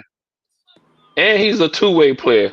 I'm not saying Jokic is not either, but he's a two-way player. Um, and so leading the league in scoring. And like I said, this last month they've both been going at it, but he's been right there.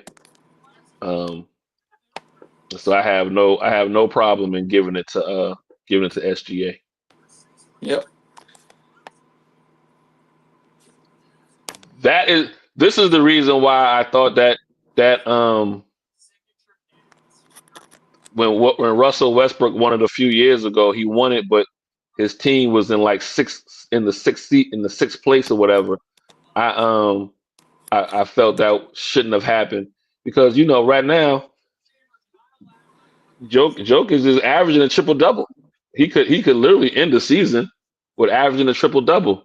But I feel like that giving Westbrook that MVP that year kind of watered that down. So Asa, you know, and HO. I'm gonna say this to both of you. Well, I'm gonna say it more to Asa. what I Asa, do now, don't you ever disparage the name of Russell Westbrook as long as you live, sir. I Ever. how did I disparage it? I said he shouldn't have got. I don't think that year. I don't think he should have got the MVP that year. What I tell you, Lord, when I get out of this I'm a, rehab facility, I'm gonna come see you. How I'm gonna about that? track both these brothers down. Ain't no need to try to hide. HO, you safe because I gotta come to the grill and I want to make sure my boudin is good. So you safe. So they won't poison my boudin. Mm-hmm. Oh, and I also meant to say, not just the Thunder being the number one seed in the West, they 11 games ahead of Denver. Mm, You know what I mean? yeah, It could be one thing, and they were like 4 or 5 games ahead. You know, they can almost lay down and rest. And still have the number one seed. So yeah, it's theirs to it- lose, and they ain't yeah, gonna lose yeah, not with that many games left. no, they're not. So that leads me to the best young team, OKC or the Cavs. Ooh, Who would you take? It's ooh, OKC. The Cavs are young, but they ain't that young because Spider's old and not old, but he's in his prime. And what's the center name? They got some guys. Mobley. But those guys got a little bit of age on them. I don't think nobody for OKC over 25. Yeah, yeah, they can't go in a club without getting carded. They Yeah, young, boy, I tell you. they OKC could probably walk into the March Madness and they be like, "Come on, who y'all again?" You know what I mean? I don't- they can sneak into the March Madness. They so young.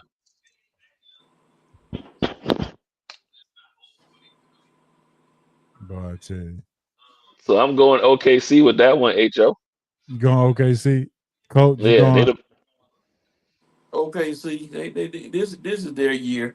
If Or it's should I? not, then Oh! Should I put the Orlando Magic and the Houston Rockets in there too? no, not no. no. I mean, those are young, those are no, those are true young teams. I don't consider Cleveland a young team. Um, but now to your point, where Orlando and Houston, those are young teams, and obviously OKC is better than both of them. Now, Orlando has had some injuries this year, you know, throughout the season. That's kind of slowed them down because they had started off, being a top four team um, in the East until injuries started hitting them. Um, but Houston is a listen. Houston at is fifth in the West,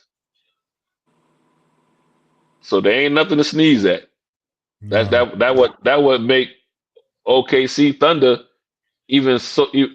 more impressive because they both the same age. But like I say, both teams are probably around the same age as far as average. Mm-hmm. I think SGA, as young as he is, would be the veteran with those two teams as far as age wise.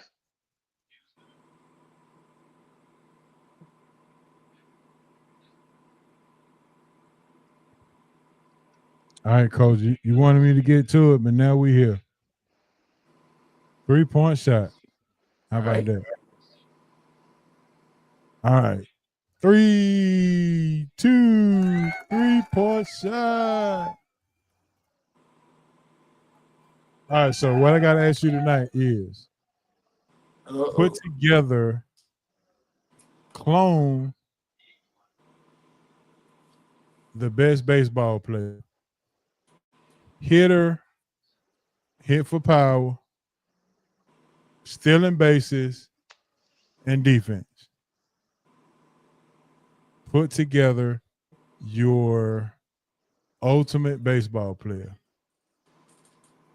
So hit for power Well, hitter, hit for average first, then or hit hit for for power. average, hit for power. Yeah, base stealing and defense. I ain't got to put no player together. I can just call one guy's name. All right, Ace, we'll let you go first then. Like I said, I ain't got to put no guy together. I'm gonna call one guy's name. That boy BB Barry Bonds, Okay, there the you go. young Barry Bonds. I ain't talking about San Francisco Giants Bonds. I'm talking about Pittsburgh Pirates Bond. All right, Coach. But I'm gonna follow the rules. I'm gonna combine. Give me Tony Gwynn's hitting, Ken Okay, Okay. Griffey Jr.'s power, uh, nice, Jim Edmonds' defense, nice. and Ricky Henderson base stealing. And I got a robot. There you go. I like that, Coach. That was all right there. All right, so I'm going Ichiro hitting, Bear Bonds power, Ricky Henderson base stealing, Andrew Jones defense.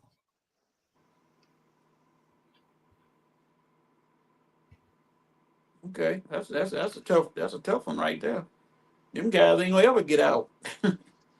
Yeah, Yours wasn't bad either, Coach.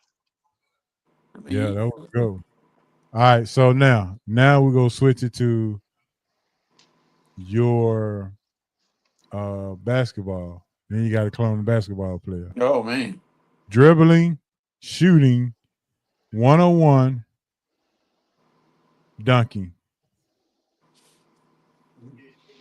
let's see. Ooh, I'm gonna surprise you with this one. Jordan 101. No, take that back. Jordan Duncan dribbling Allen Iverson. You said Yes. shooting Steph Curry, and 101 Kareem, because nobody can stop the sky hook.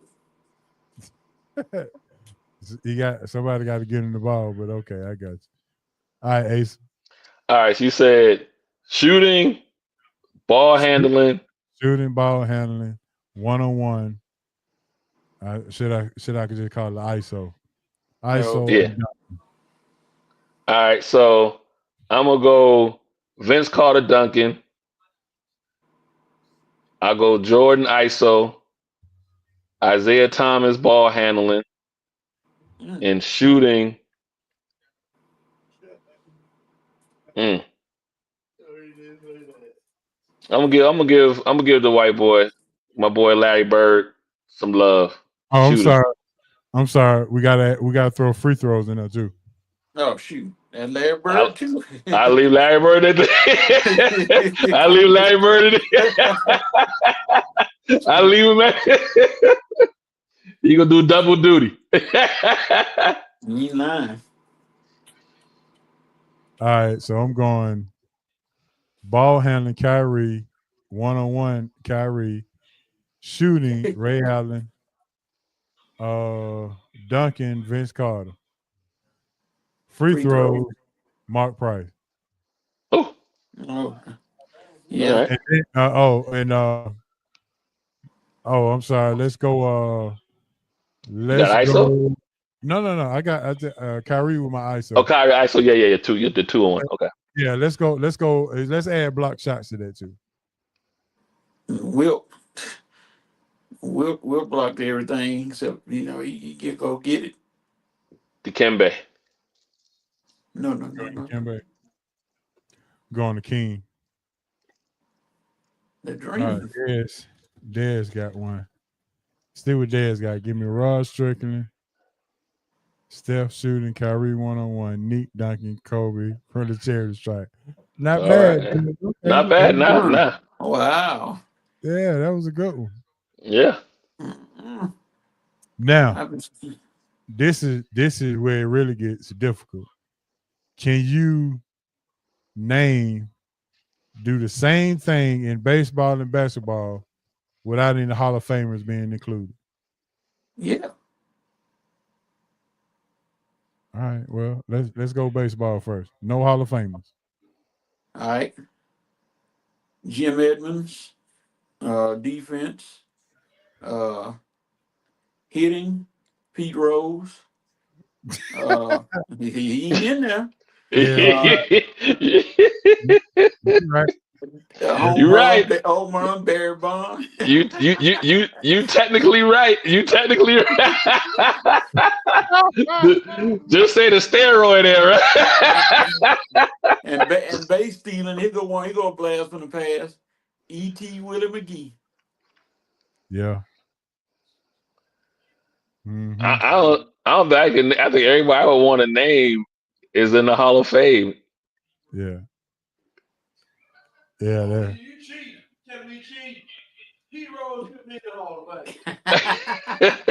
Like I said, technically he right, but yeah, he. I heard that. I heard that. Yeah, we heard him. We heard him cheating.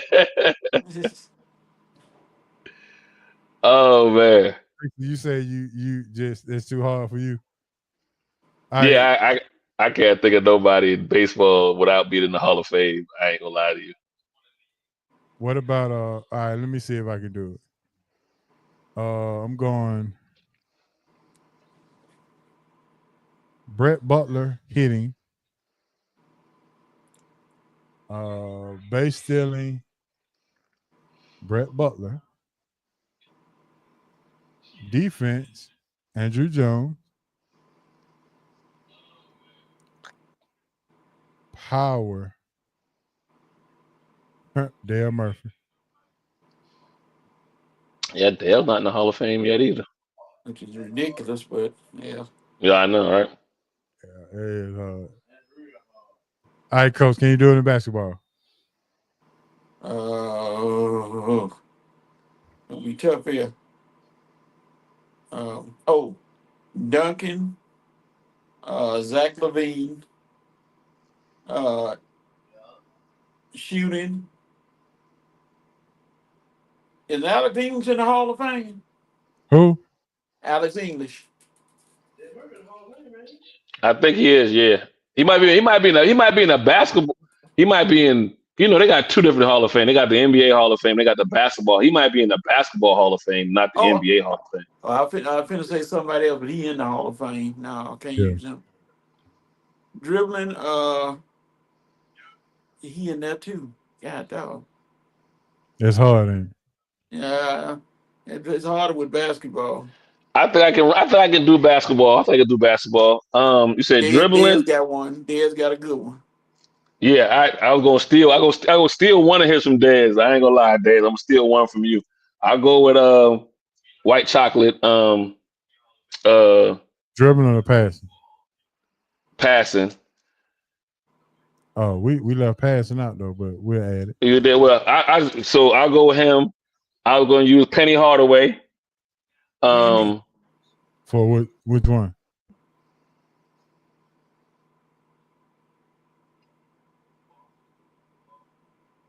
Dang it. Hold on.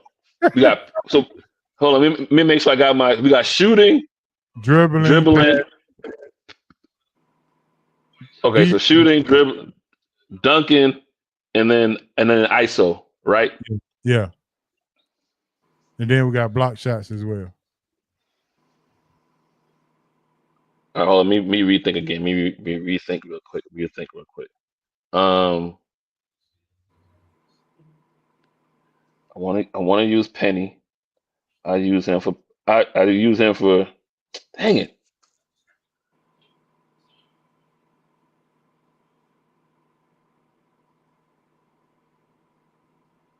What was I watching the other day? Okay, Coach. If you guys, Coach, go ahead. Let me think real quick. My mind is oof. Yeah, you asked for the 3-point shot, Coach, so you got to take it. Jason Williams passing, shooting. Tim Legler. I had to dig. Rebounding. Big Mark Eaton. How gonna say Michael Cage or somebody? Yeah, Cage with the great Jerry Curl. He could be in there. Who else? What else we got? ISO and shooting. ISO. We got rebounding. You already did rebounding. Ooh-wee. How about we go ISO Joe? Yeah, he loved that spot. Yeah. Oh, Joe Johnson. Yeah, that's a good one. He treasured getting that ball by himself out there on the perimeter and say, "Y'all get out of the way. Move out of the way, please." And now you got shooting, I think.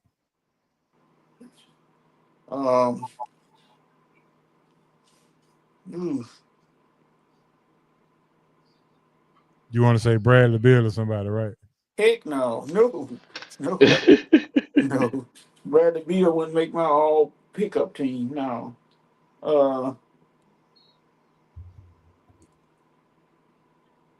Go with I cheat and go with Steph. Steph ain't an all-star. I mean, the Hall of Fame yet. He will be, but I'm cheating. It is cheap for sure. Yeah. Let's see.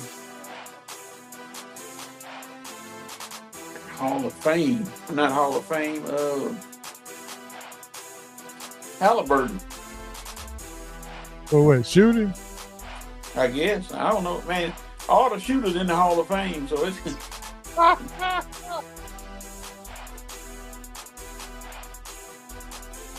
that's a tough one. It is tough. That's why it's called a 3-point shot. This is one of your hardest ones yet. Sure is. Yeah. It's all good. I would encourage you guys to take that 3-point shot and ask your co-host or your show and see what they think as well. Real quick before we go, without even having the brackets out, give me your final four in the tournament. Woo! Men's or women's? Men. Cuz said Dale Curry. You could have went with Dale Curry. I was thinking about I was thinking about Dale Curry in my mind, but I couldn't think of some other plays I was trying to put. But that's a good one though, Dale Curry. Right. Yeah, but that's a good one too, Dale. Final four: Auburn, Bama,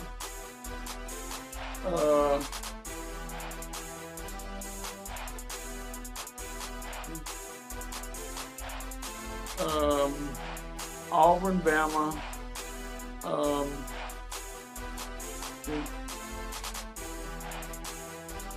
let's see, God, there's somebody on the tip of my tongue, and I can't think of that. Come on. I ain't gonna say Dark Horse. I was gonna say St. John, but I ain't gonna get there. I don't think they're gonna be able to sneak up there that bad on anybody. That's it. Houston, Auburn, Bama, Houston, Duke. All right. Hey, so who you got? I'm gonna go Duke. Y'all boys trying to make me feel good tonight, huh? I don't think we just want swag. I think the SEC team that winds up in there is not going to be Auburn and Bama. I think it's going to be somebody like Texas A&M. You don't think Florida? I'll go maybe call Florida too, but I'm gonna go with Texas A&M. I think they're going to wind up with a sweet 5, or a 6 seed or whatever, and miss some of the big boys. So just right now, off the top of my head, Duke, Texas A&M. I like what St. John's got going on. St. John's, and then the fourth team.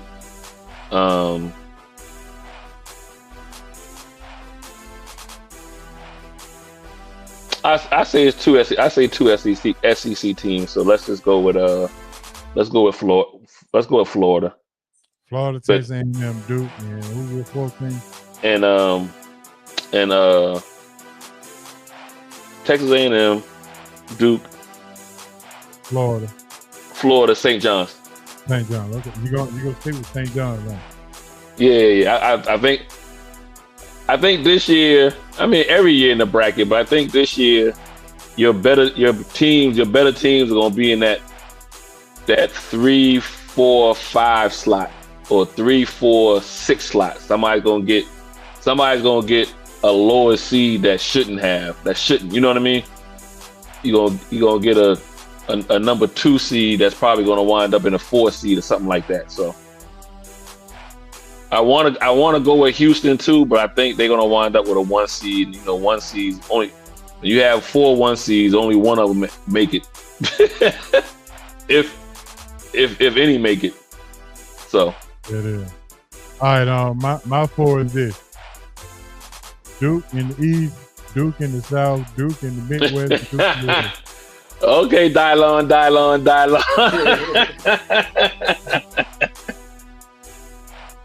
Nah, I'm joking. I got Duke, Houston, Florida, and I had a sleep in there. I don't know why I keep wanting this team to go, but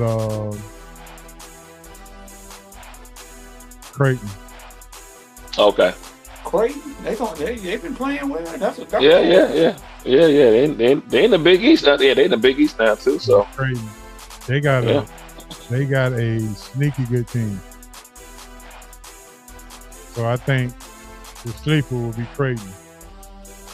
I think I'm gonna get Iowa State a little love too, but I think they're right on the outside. But with that being said, man, that's gonna end the show. I want to shout out everybody who tuned in.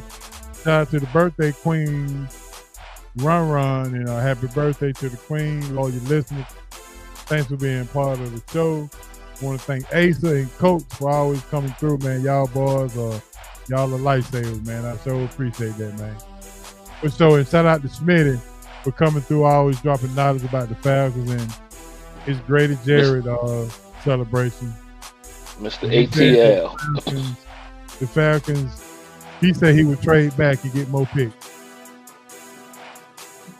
Coach, he had mentioned your South Carolina kid. I think you mentioned that kid before, right? Emma Murray. Yeah. Yeah, he did. No, I say you did. You mentioned him before. Oh yeah, that boy's a stud, man. He's a bona fide stud. Yeah, man. So that's my shout out. All right, Asa, what you got?